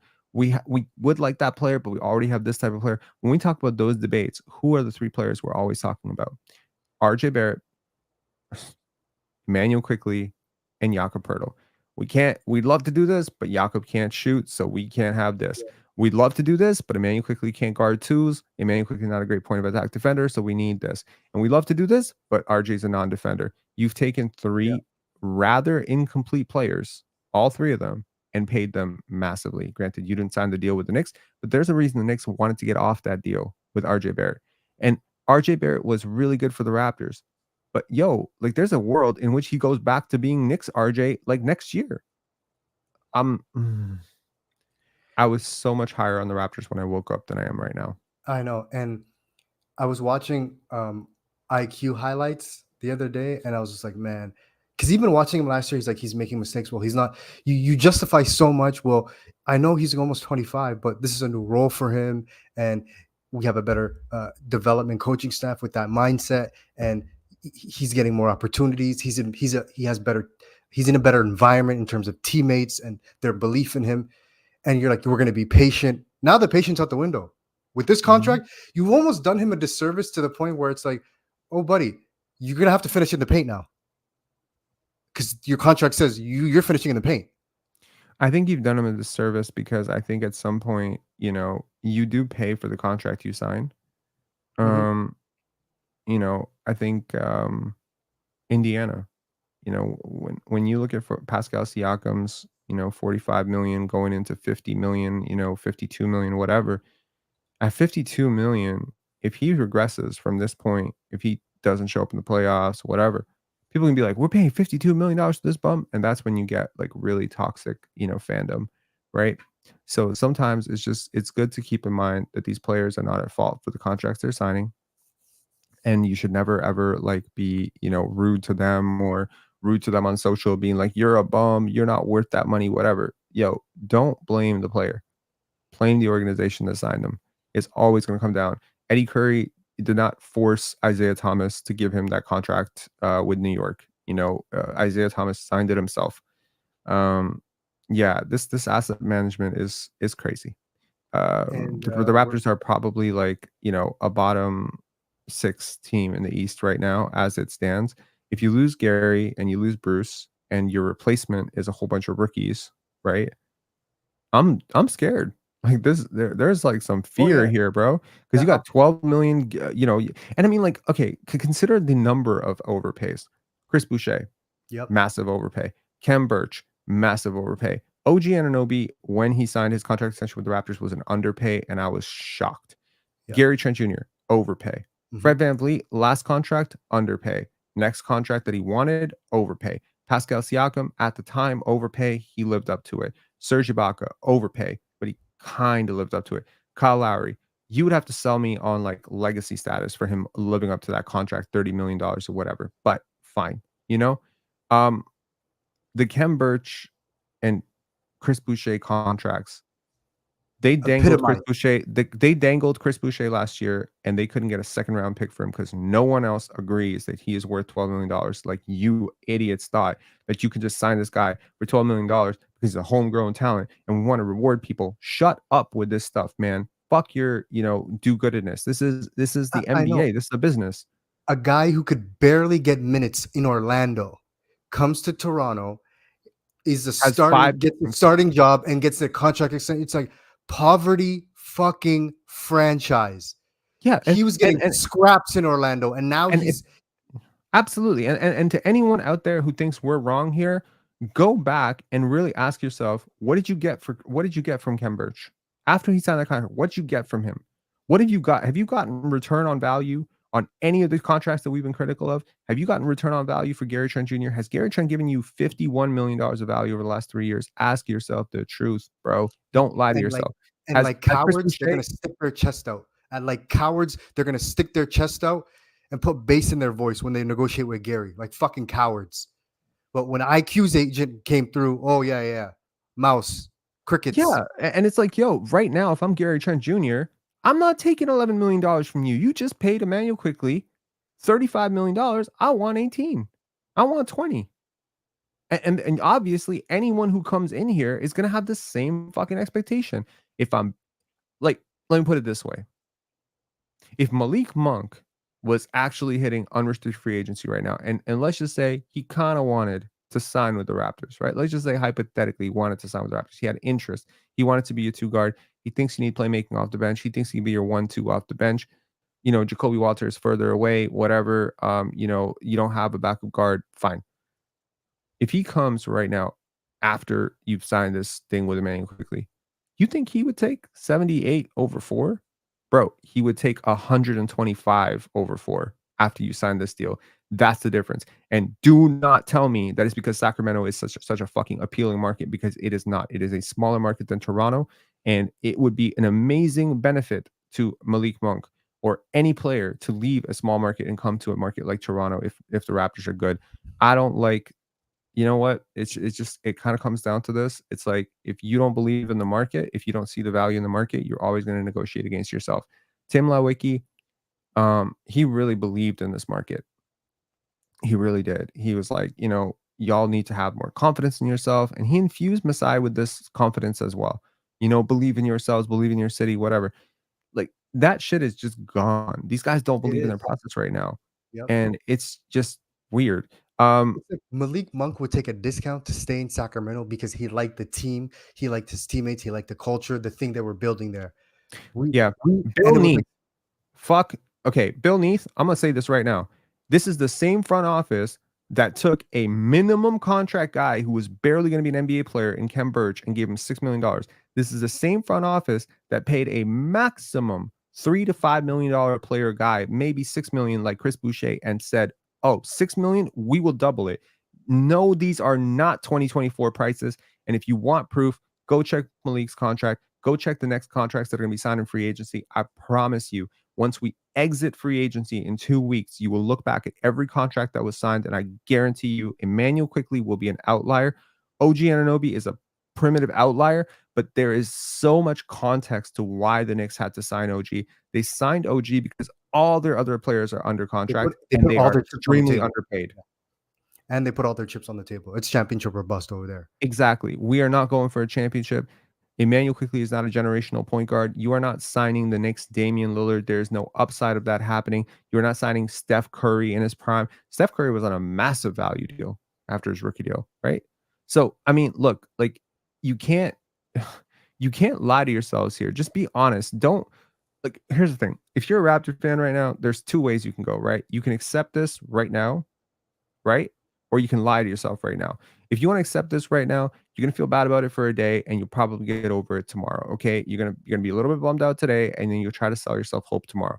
If you're gonna be like the other person who's gonna lie to yourself right now, what you're gonna do is you're gonna lie to yourself. You're gonna become very defensive. You're gonna become very cagey. You're gonna try to go at me. You're gonna try to go to a whole bunch of people who are gonna say this is overpaid. Go and fucking see what the rest of the NBA is saying right now. I guarantee you, there's not one fucking person in the NBA who's not a Raptor fan right now who is not laughing their ass off right now. And just be real and be real about what my record is on this too. I told you Jakob Poeltl was a stupid trade. I screamed it and no one fucking wanted to believe me. This community believed me. But there's like Raptor people saying, oh, we finally got a center. You're hating. Raptors are finally good. Bro, there was a guy who wrote me like a fucking 6-paragraph email about how he can no longer be a channel community member because he hates how I covered Jakob Poeltl. Did I say anything personal about Jakob? No, I said it was a massive overpay. It was a big mistake, and it massively paid off. Because I'll tell you right now, the Raptors going for Grady Dick at 13, as opposed to a top 5 pick in that draft, or maybe going for Victor Wembanyama, you're talking about a completely different trajectory, different life we're living right now. If Victor Wembanyama is a Raptor, going with Scottie Barnes. So look, man, like I'm not trying to say like I'm perfect with my takes or whatever. Maybe I'm wrong about the Jacoby Walter thing. Maybe he does end up being better than Embiid. Maybe he does end up being a fucking awesome player. I'm not right all the time. I'm just telling you right now. I watched Immanuel Quickley for a really long time. He's not a $35 million player. I see the deals other players are signing around the league. This is not the new market. This is the Raptors saying, we want to show you faith in the hope that you will reward us for the faith we are showing you. And for that, I say, how did that work out with Chris Boucher? How did that work out with Gary Trent Jr.? How did that work out with Ken Birch? You do not criticize a person for the first time they make a mistake as much as you do the 6th time they make the same mistake. Jalen McDaniels. Overpaid. 2 guaranteed years overpaid. 2 guaranteed years for a guy that honestly his competing offer was damn near a minimum contract on 1 year minimum from Philly. 1 year minimum from Philly. Let's be real. Everyone, NBA, think about what I'm saying here. Okay, be real. Jalen McDaniels, 2 years, $9 million in the same offseason that Derek Jones Jr. and Kelly Oubre signed a minimum contract. You might say, we're Malik not Beasley minimum 1 year. Malik Beasley 1 year minimum. Malik Beasley 1 year minimum. There are other contracts like that. You have to consider the Raptors overpaid for Dennis Schroeder. And then they gave him the starting point guard spot like he was fucking, we've wanted him forever. Oh, shut up. I'm sick and tired of role players being treated like stars in this city, man. I'm sick and tired of this defensive, stupid ass mentality of acting like we can't do better because we're in Toronto. We have to overpay because we're in Toronto. I don't like this. It's a loser mentality. It is a loser mentality. And just because you won a championship doesn't mean everything you do is going to be a championship move. These are not championship moves. Ken Birch was not a championship move. That was a stupid move. Okay. And we called it out right when it was. Don't act like I'm doing revisionist history and be like, oh, I was for Ken Birch. No, nobody in the fucking world should have ever been for Ken Birch. 3 years, 18 million. And you had to pay to get off that contract. Yep. I guarantee you the 2 fucking picks that you gave in that San Antonio deal. Everyone's super happy about yesterday. Oh my God, we got so much for Jalen McDaniels. Bro, you gave up more than what you got for Jalen McDaniels to get rid of Ken Birch. Yep. So this is the reality of the situation, man. I'm sorry. Like if people feel like I'm raining on their parade, I cannot do this. I cannot sit on a camera and lie to you. Yeah, some people are going to call me negative. I know someone's going to clip this on Twitter and be like, is this guy ever happy? This guy's so negative. He's mean. No, I'm not. I am not. I am just not capable of lying because I'm scared of telling the truth. I'm not capable of doing that. I cannot be like, oh, I don't want to rain on everyone's parade, so let me just say it'll be okay. I can't stand people who do that. The truth is the truth, and nothing I'm going to say right now is going to make this contract better or worse. But Okay, it's like these people who are saying you're being this way. What did the Raptors like? Tell me how the Raptors won in this negotiation. How? Because if you go to an employer and your resume is paper thin, like Immanuel Quickley's is in the league to get this contract, you're like, I'd be in a normal world, you're thankful that this employer is giving you the opportunity you're clearly underqualified for. So you're like, the experience you're giving me is going to benefit me in the future. So my next contract's going to be crazy. But it's like, no. You're going to pay me. You're going to go to an employer and say, no, you're going to pay me for what you're going to make me become. You're going to help make me become now. How does that make sense? Because who else is giving this guy the starting job? Where is, like, this is where it annoys me with the Pascal and Fred situation. Yes, they worked hard and became the players they were, but in what other scenario do they become those players? well, that's exactly it. Where does the thank you Toronto, thank you Masai, thank you for the opportunity and for the mutual love and respect we have for each other? We're going to work together. Well, that's exactly There it. is no working together. I'm getting everything. Look, This is me. That's exactly it. So when I was sitting here and people were like, "Yo, you're being too harsh on Pascal Siakam," what was I really saying? I was saying he's not a franchise player. He's not a superstar. He's not someone you build around. He's not a top 15 player. So people were like, "That's too harsh. You give him everything. Blah blah blah blah blah. Trade Scottie. Build around." Okay, so find me a team that was willing to build around Pascal Siakam in the NBA. I'll hold my breath. Okay, find a team. He went to Indiana. Now, I'm trying to tell Raptor fans for years, he's not a closer. He's not this guy that Nick Nurse is trying to make him into being. It's hurting the Raptors to do this, right? That was considered hate. But when the Indiana Pacers were in the clutch, in the playoffs, with their season on the line, who was initiating offense? Andrew Nemhard. Who was initiating offense? TJ McConnell. These are fucking guards off the bench. These are backup guards. And they chose to initiate their offense through those guys as opposed to initiating the offense through Pascal Siakam. Does that show you that he's not a superstar? Does that show you that all the fucking wild takes that this media was trying to feed you about him being a top 7, top 10 player in the NBA are absolute cap and totally bullshit? That's the thing, though. Look, man, I don't know. I don't know how I'm going to be as a parent. I really don't.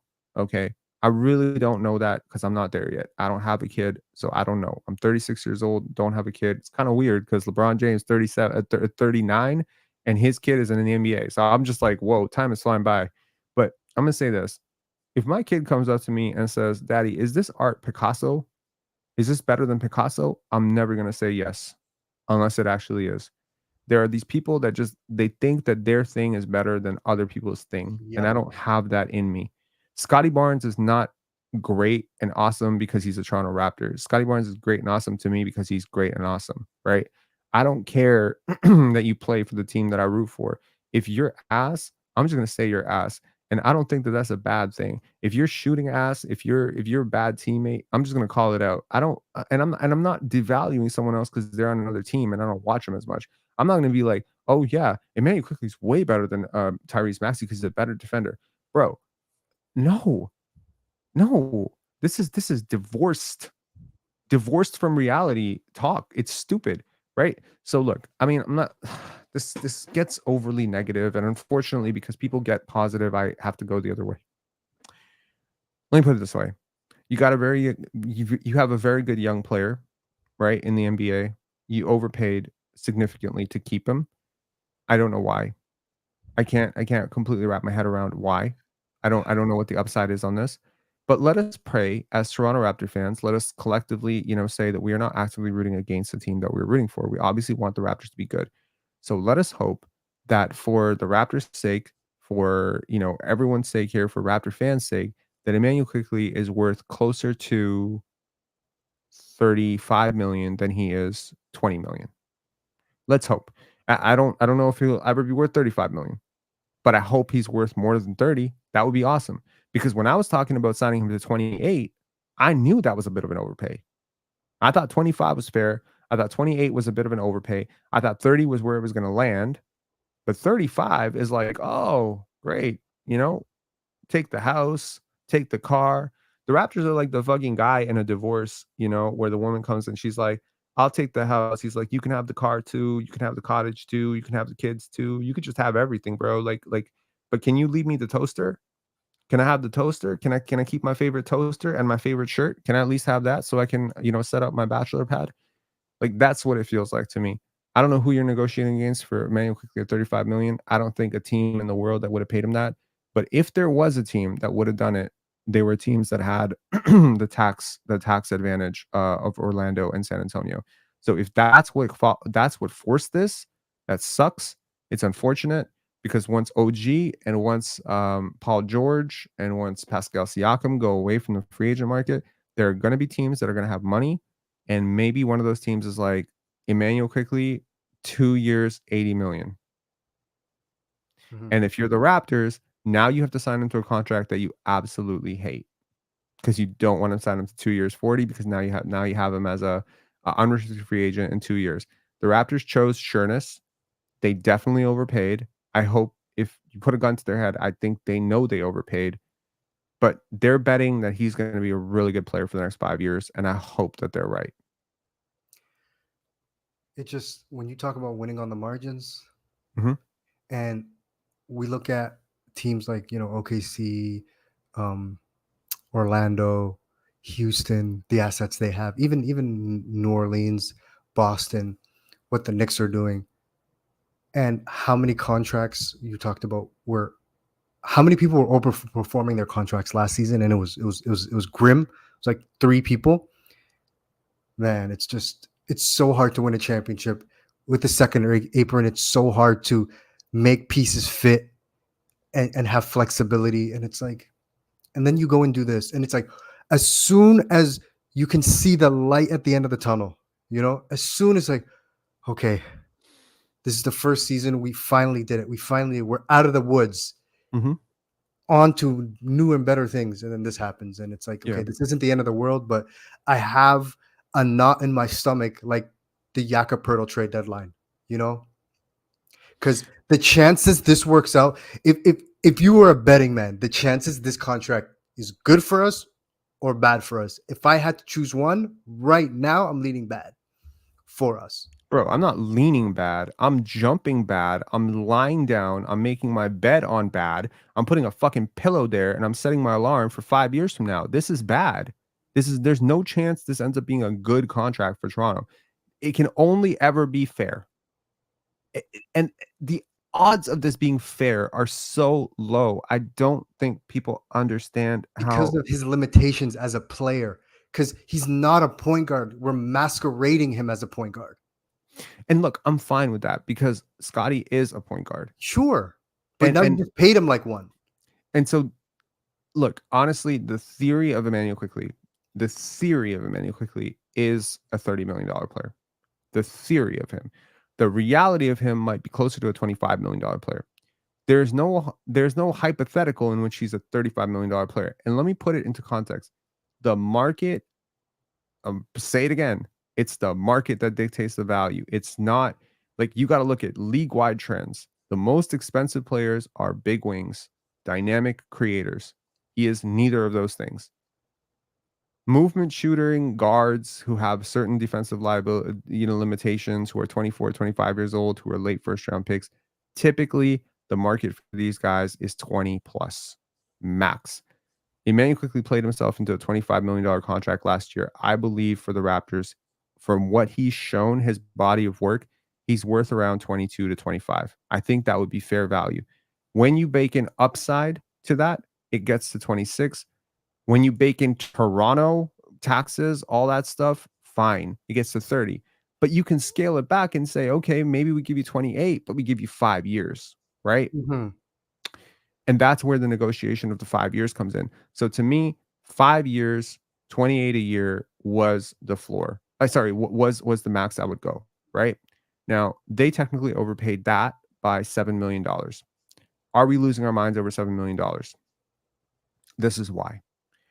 Because that $7 million becomes bigger and bigger and bigger the further you go into this contract.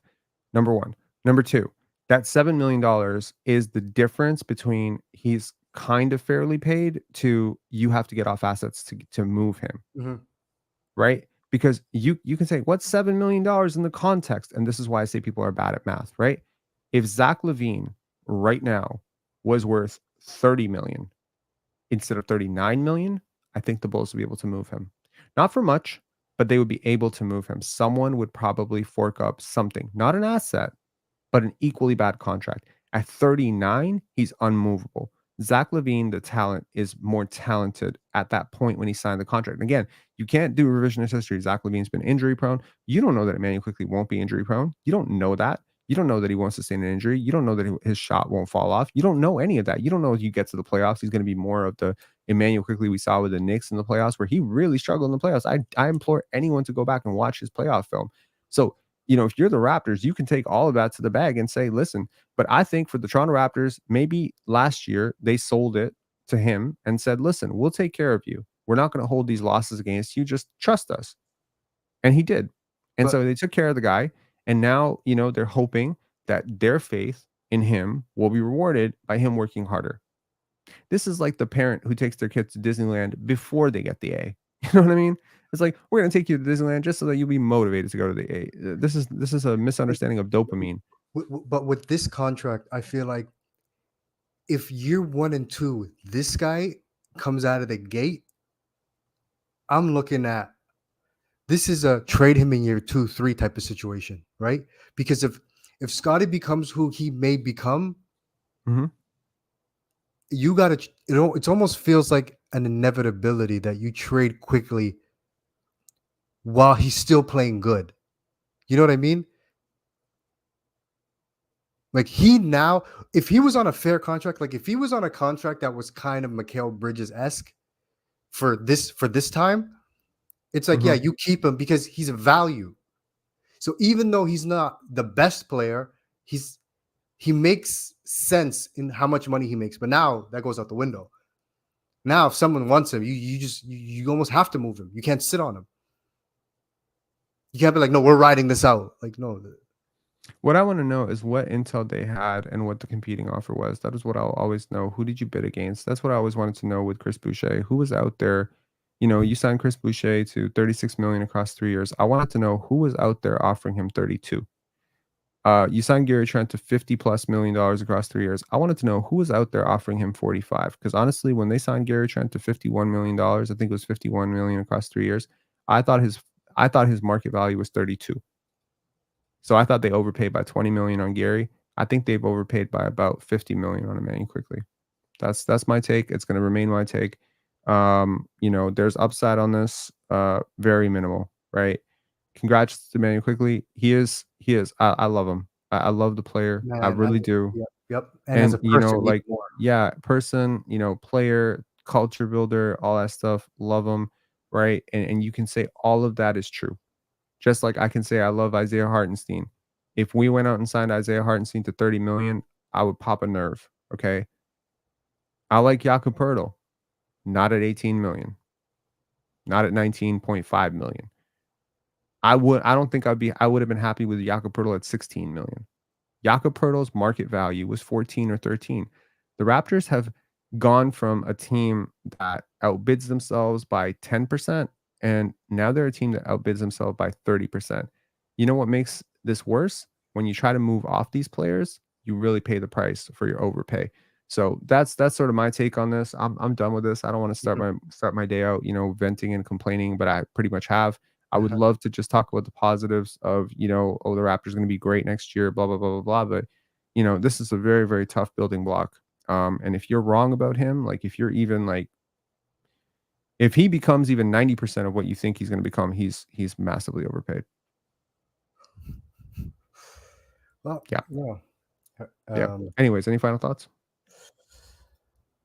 Puts a bummer on watching him play now, like just subconsciously, because before it was like he's young, potential, this and that. Well, that's out the window now. That's out the window. Show us what you got. And you're like, it's not his fault. Well, I guess it's his agent's fault then. No, it's the Raptors' fault. Yeah, no, you're right. You're actually right. Correct. I'm wrong. You're right. It's the Raptors' fault.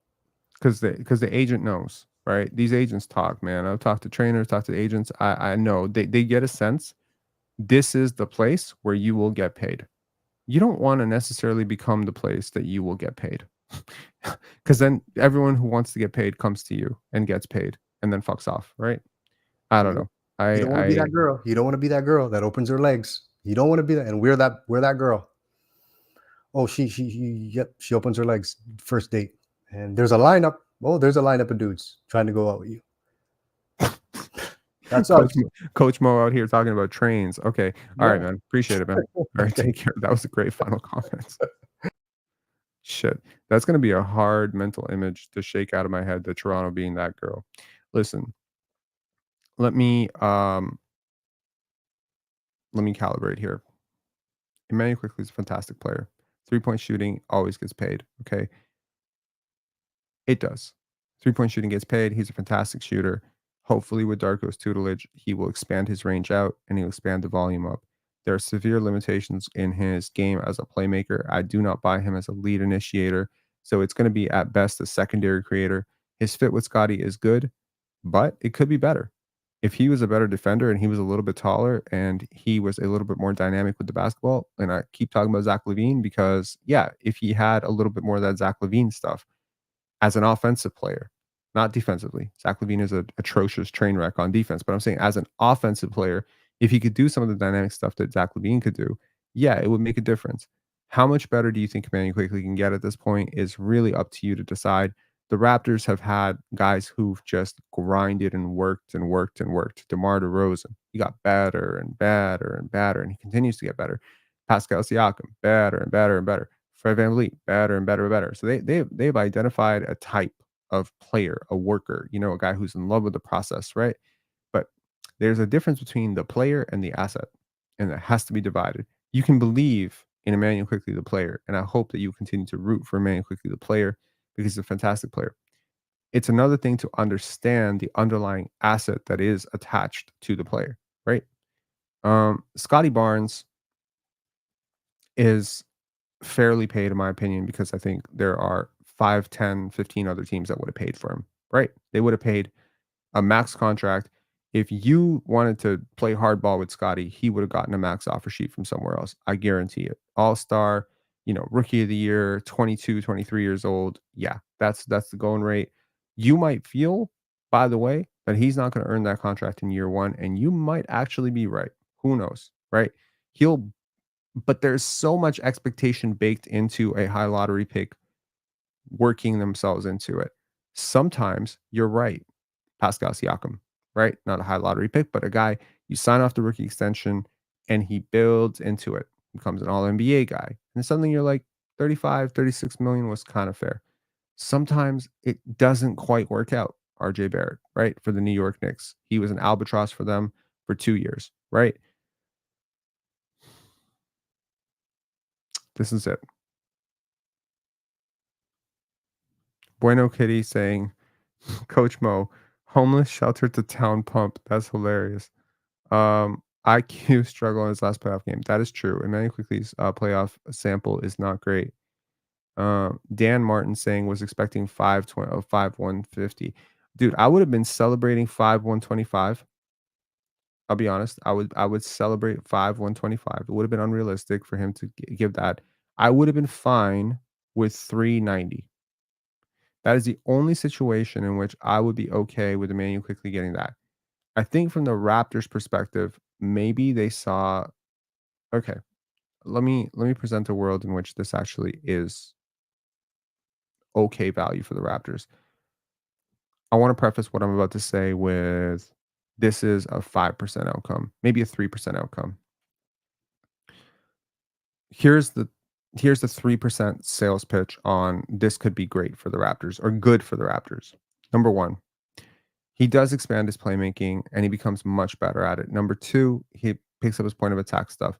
Number three, he drastically ups his volume as a 3-point shooter and his efficiency stays on track. Number four, you start winning games with him, right? So there's going to be some positivity on his value based on the fact that you're winning games and he is starting to be seen that way, right?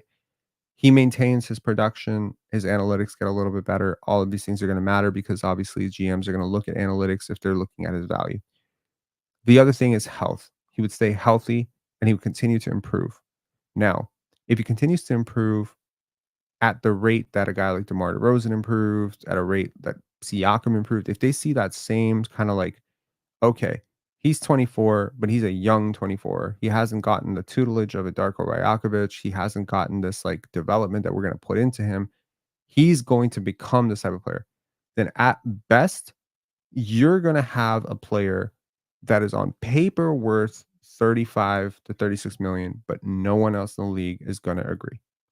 That's the trade-off. That's it. That's what it is. The best case scenario is you have one of those analytics, he's good in our house, but maybe not good in your house type of darlings, where you put him in the perfect situation off of Scottie, and he sort of justifies the value for you, but no one else in the league would see him justifying that value for them. That's probably it.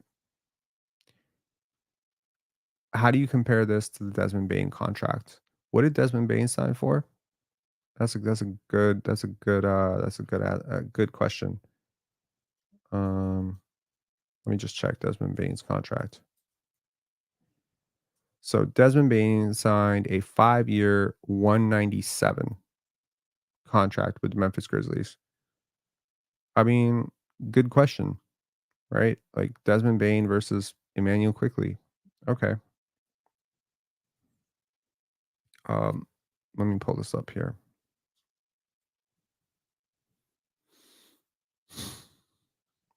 So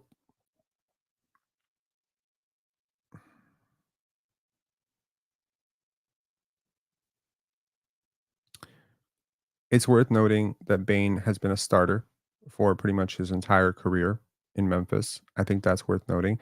So let me pull up his stats. I like Bane a lot too. Hold on. So these are Desmond Bane's stats. We can compare it to Immanuel Quickley's stats. I will preface this by saying Desmond Bane just came off like one of his worst seasons. But just to give you an idea of this player type.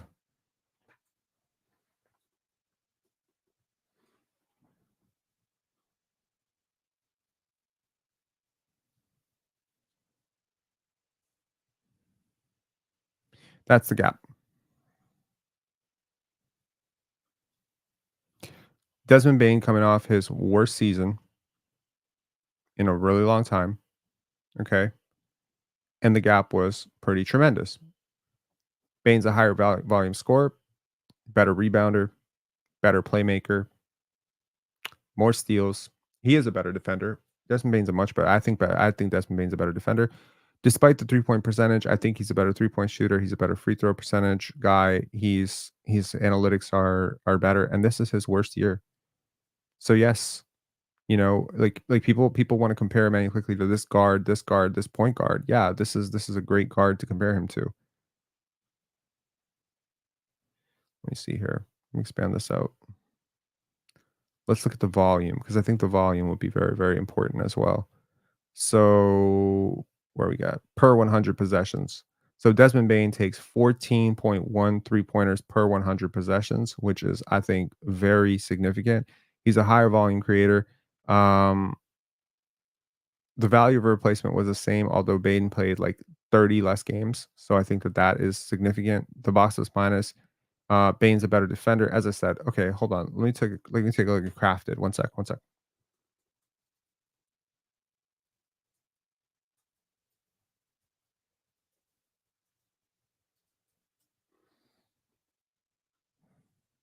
Okay. So this is what you paid $35 million for. Immanuel Quickley, right? Again, according to Crafted, 87th percentile offensive player. That's significant. That's great. His shot quality is incredible. Free throw rate is not great. 3-point attempt rate needs to go up a lot, but he handled a ton of load, ton of creation. Yes, this is the analytics profile of what is an ascending third option. This to me seems that. Now let's take a look at Desmond Bane in a really bad year. Hold on.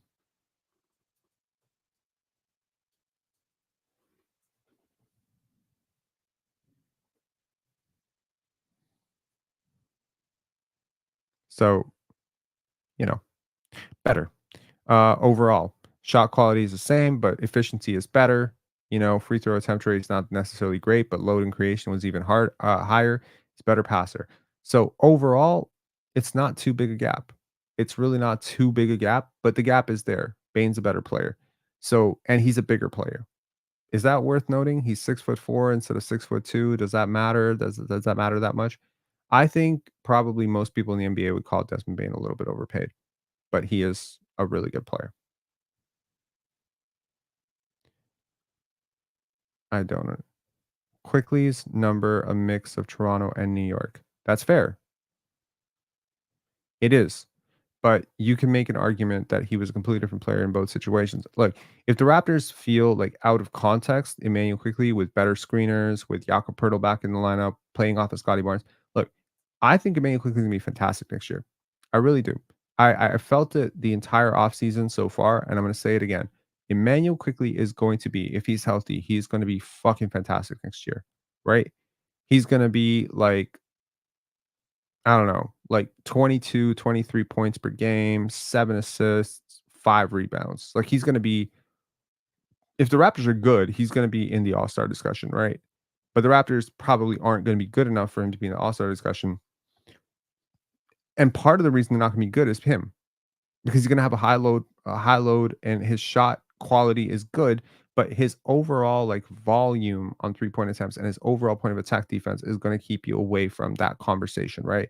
Because if he becomes a $35 million player, you're going to be a really good team next year. I'll say that right now. If he is, because he is the gap, right? I have often said that I think Grady is the guy who has the second most potential on this team, but Immanuel Quickley is the third guy, right? I think this also kind of complicates like down the line. It's like how much you signing Grady to? Like if Grady pops for you as a lottery pick and a movement shooter who's 6'8", you gonna pay Grady Dick $40 million too? I don't know. King Kylie, Bobby was on Sportsnet. JD, as in with JD, feels like we're keeping Brown and try to trade him. Dear God.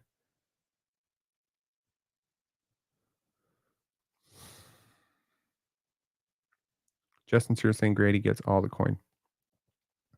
I don't know. I think you said like, okay, so to summarize my 2 hours of rambling, pros, you're keeping Immanuel Quickley through the prime of his career as opposed to the decline of his career, the expected prime of his career. Some guys do fall off. I don't think he will. He's a really hardworking guy. He works really well off of Scottie. He takes a lot of very valuable shots on the basketball court. He fits beautifully with Darko's system. Those are the positives. Negatives. So that's a very bad precedent for the rest of the league, around the league, for what the Raptors are willing to pay. It puts you in a very bad negotiating position with your own players going forward, that if he's got 35, I'm at least 30, I'm at least 25. This is the recipe to hell. Once you get one of these players on your team, I'm telling you, it's a wrap. Because even if you could sell everyone on Scottie's a max player because he's XYZ, he's rookie of the year, all-star, whatever, there's nothing in Immanuel Quickley's resume at all that justifies $35 million a year. This is a massive overpay. Massive overpay. Okay. Unfortunately, I already closed the window. But hang on one second. Immanuel Quickley's Toronto only numbers. Yeah, like of course we can.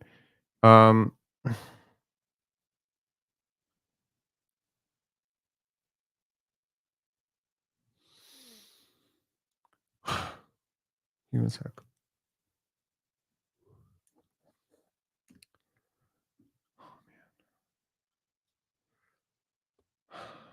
Nathan Taylor saying his defense fell off.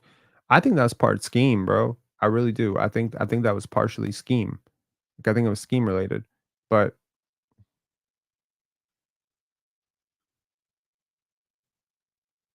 okay.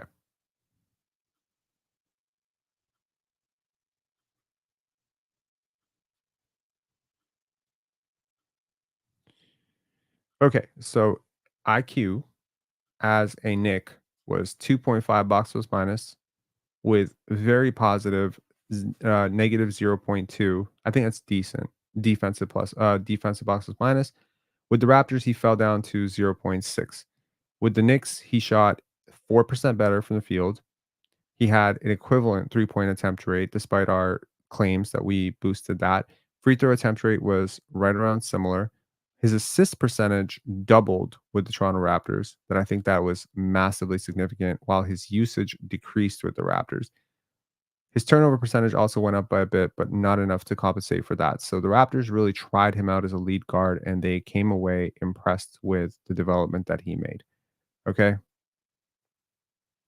Nameless saying, I love our front office. I hope Bobby and Masai get lifetime contracts. I am not on board with you right now. Isn't IQ starting contract for the first year 30 million and goes up? Yep. And you're hoping, if you're the Toronto Raptors, that he kind of grows into that contract, that he's worth it, right? But I don't necessarily think whether he's going to be a 22 point per game scorer or 23 point per game scorer, unless the defense comes a long way, that he's going to be worth it. This is not as bad as Kem Birch and Chris Boucher. You know what I mean? It's not nearly as bad as Gary Trent. It feels worse because the number is bigger, but it's not as much of an overpay. I think the way to look at an overpay is not 7 million, 5 million, 3 million. It's a percentage. You overpaid Immanuel Quickley by about 20%. Is that a fair way to say it? Yes. We overpaid Immanuel Quickley by about 15 to 20% on what I feel would have been a fair offer to him. We overpaid Gary Trent, Chris Boucher, and Kem Birch by closer to 40%. So comparing that, maybe this is okay. I don't know.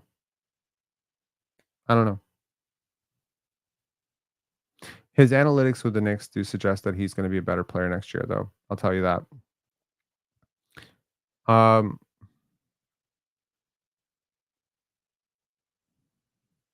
Justin Tour saying exactly 20% is rough. Raptors overpaid due to Toronto issues. Whatever we want to say should be no more than 10%. Yeah. I just, how would we felt if we let IQ walk, though? You can't let IQ walk. You can match any offer. That's what I'm trying to tell you. That's the whole point. This is not unrestricted free agency. You don't have to worry about this. He can't walk. He has to sign. So if you're trying to do the guy a courtesy by saying, okay, like, we'll do do us a favor, we'll do you a favor, don't test free agency. Well, you can't just give up everything. That's kind of what I'm saying here. Like, you can't go and sign a guy for this kind of money because, and I mean, look, there was a while ago where I thought De'Aaron Fox was a little bit overpaid, right? And now you could argue he's fairly paid. But with De'Aaron Fox, once again, we end up with the high lottery, dynamic, shifty, super athletic, top 5 pick prototype, which is like, if you're going to overpay someone, it's probably going to be that type of player. It's going to be the Trae Youngs of the world, right? It's going to be the high lottery talent. And I keep saying high lottery talents because honestly, when you evaluate basketball on a certain level, you do realize there is a massive difference between journeyman role players, developing players, and high lottery talents.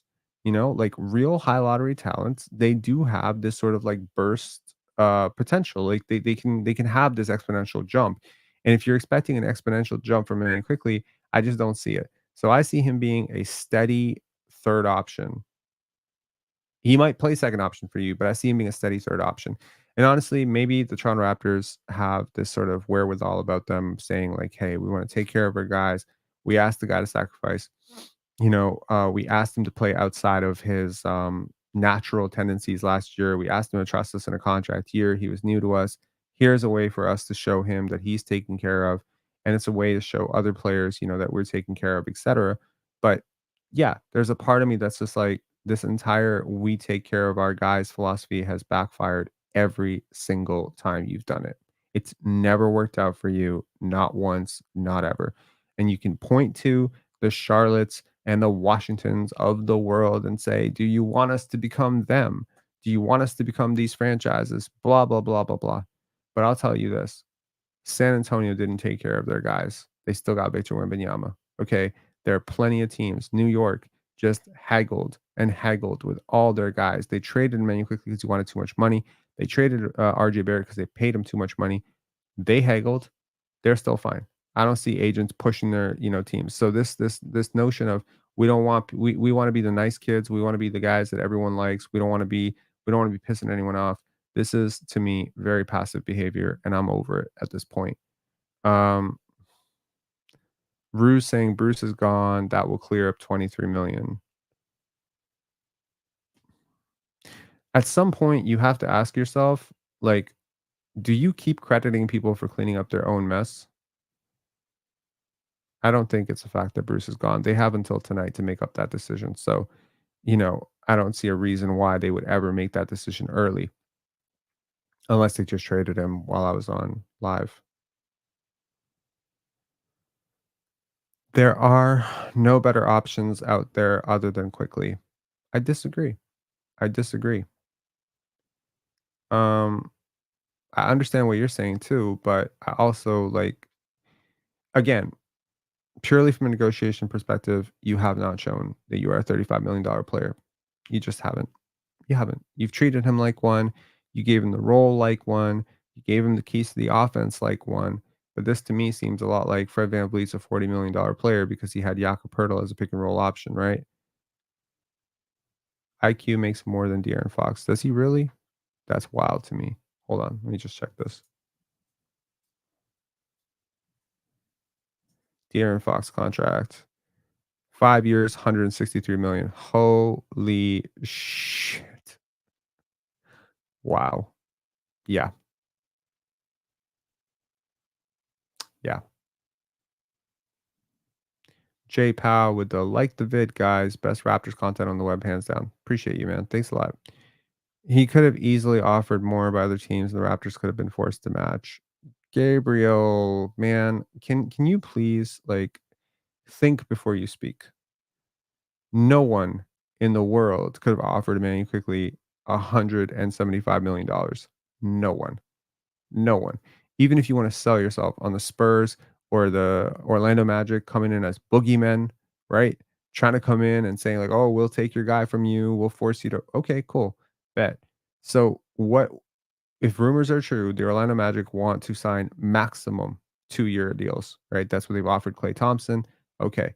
So are you worried that Immanuel Quickley is going to Philadelphia? Because that's not happening. Are you worried he's going to OKC? Because that's not happening. Who are you worried about? You're worried about 2 teams. You're worried about San Antonio, right? That could make a competing offer, in Orlando. That's it. Neither one of those teams are offering more than 3 years. I would have bet it. And if they offered a 4-year deal, it would have been a lot less at an annual value than this. I'm sorry. The Raptors are seeing value that isn't there. Yes, they would have. LOL. How do you know? I mean, I'm guessing. Are you aware that you're also guessing? Yes, they would have. A team 100% would have offered $35 million a year. Gabriel, Santa Claus isn't real. Okay, the Easter Bunny's not real. Right? Nameless, please chill. All right. Anyways, on that note, before I absolutely have an aneurysm looking at some of the dumbassery that's being talked about right now, that's exactly it. What team? Detroit? Honestly, okay. I didn't think of that. Yes. With Trajan Langdon there, them being a bit of a poverty franchise, would they have maxed out Immanuel Quickley to put next to Cade Cunningham?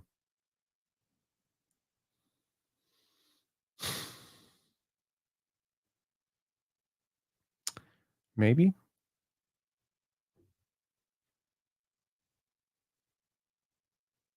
Maybe. You're guessing as much as I am, Rob. I feel like he would have been offered it. Bro, you're acting like because someone would offer it that you don't have the right to match it. You could have matched it. Better fit than Ivy. Yes, he is a better fit than Jaden Ivey. Young man saying IQ is the kind of guy that will prosper when shown support. Liberal saying IQ will never make as much as Fox. He's literally making as much as Fox, isn't he? Well, he signed a bigger contract than Fox because Fox's contract was 5 years, 136. Sorry, 163. And so Immanuel Quickley is making 175.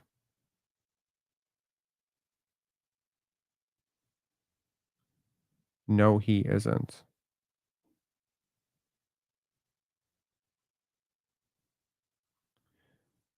No, I understand that, but ultimately they're the same place in their career. They signed off of a rookie extension, right?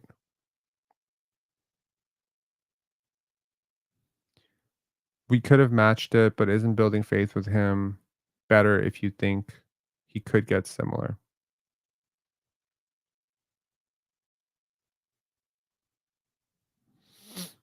These contracts are about the new deal and salary raise, though it's hard to compare to previous extensions other players were given.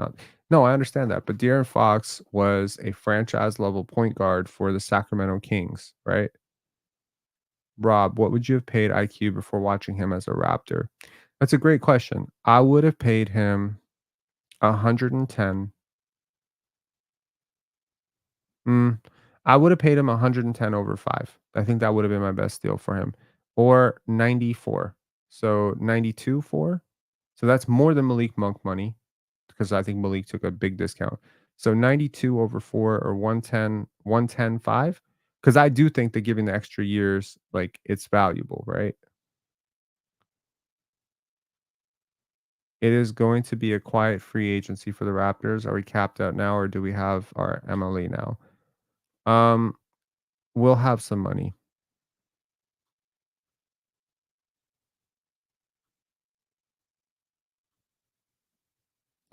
I may not always agree with you, Roberto, but at least you offer a more balanced perspective. I respect that too. Sure. Yeah. All right. And speaking of balanced perspectives, I need to get out of here. I need to go walk my dog. This is a bit of a bummer to wake up to. Look, grander context. I know people sometimes think free agent, Toronto, happy we kept somebody because you're scarred by guys leaving. You're scarred by Chris Bosh leaving. You're scarred by Kawhi Leonard leaving. You're scarred by Vince Carter demanding out. You're scarred by Tracy McGrady. Don't think that way. That's what I'm asking you. Don't think that way. Don't think like a poverty franchise. Think of it this way. You had a guy under team control forever. Restricted free agency is like that. So you had negotiating power. You had 2 chips. Number 1, restricted free agency. Number 2, 3 chips actually. Number 1, good fit, good system, good coach, happy times, right? Good. Immanuel Quickley is happy to be here. So you have that. That's a sales pitch for you because you may not be super happy in Detroit. You want to threaten us by going to a max contract in Detroit. Go be unhappy in Detroit. Okay. Number 1. So you have that. Number 2, you have the 5th year as a contract negotiation thing. And again, the max raises that I think you can negotiate up. So if it's your own player, your max raises are higher. So is it 10% max raises if it's your own player? I can't remember. So my point is you can offer him more than anybody else. That doesn't mean you have to. And maybe if you felt like there was significant interest around there, but I mean, there's the Anthony Melton out there. How big a difference do you think there is here? I'm not saying Emmanuel Quickley is not better than Anthony Melton. He is better than Anthony Melton. But how big do you think that gap is in terms of actual value? You think it's like 50 million, $80 million difference? It's not. Here's a positive spin. We don't have to worry about attracting free agents for a while because we literally won't have any cap room, have to rely on internal growth and trades completely. That's kind of funny. Yeah, we won't have cap room ever again. Like with Scottie and RJ and all the contract extensions that are kicking in. And look, they've filled out the rest of the roster with these super cheapy guys, right? And they're betting everything on Scottie and IQ going forward. Emmanuel Quickley will sign his deal after they're done with free agency, right? So we'll see. How good our defense next season? Probably very bad. If both Gary and Bruce Brown walk, we have around 22 to 23 million before Emmanuel Quickley signs his new deal. Correct. That would be around it. Raps need to hire you, Rob. That is not going to happen. But okay, I'll talk to you guys later. I hope this wasn't too downer. I'm not trying to be a downer. I'm not trying to be overly critical. There's no shade to Emmanuel Quickley. Love Emmanuel Quickley. Think he's awesome. And yeah, at some point in this conversation, I'm sure some lines were crossed in terms of stuff that was said about Bobby Webster and the job that he's been doing. I understand the Toronto Raptors are in a rare predicament at times when negotiating with free agents, given the tax implications, Toronto, all that stuff, right? I get all of that. But I'm saying, man, like at some point, you can't always be the last dog to the bowl. You just can't. Okay. You can't always think this way. And I'm saying down the line, there are implications when you become the team that always overpays to have to keep living up to that. You know what I mean? Yeah. All right. Take care. See ya. And probably no more lives today unless something crazy happens. All right.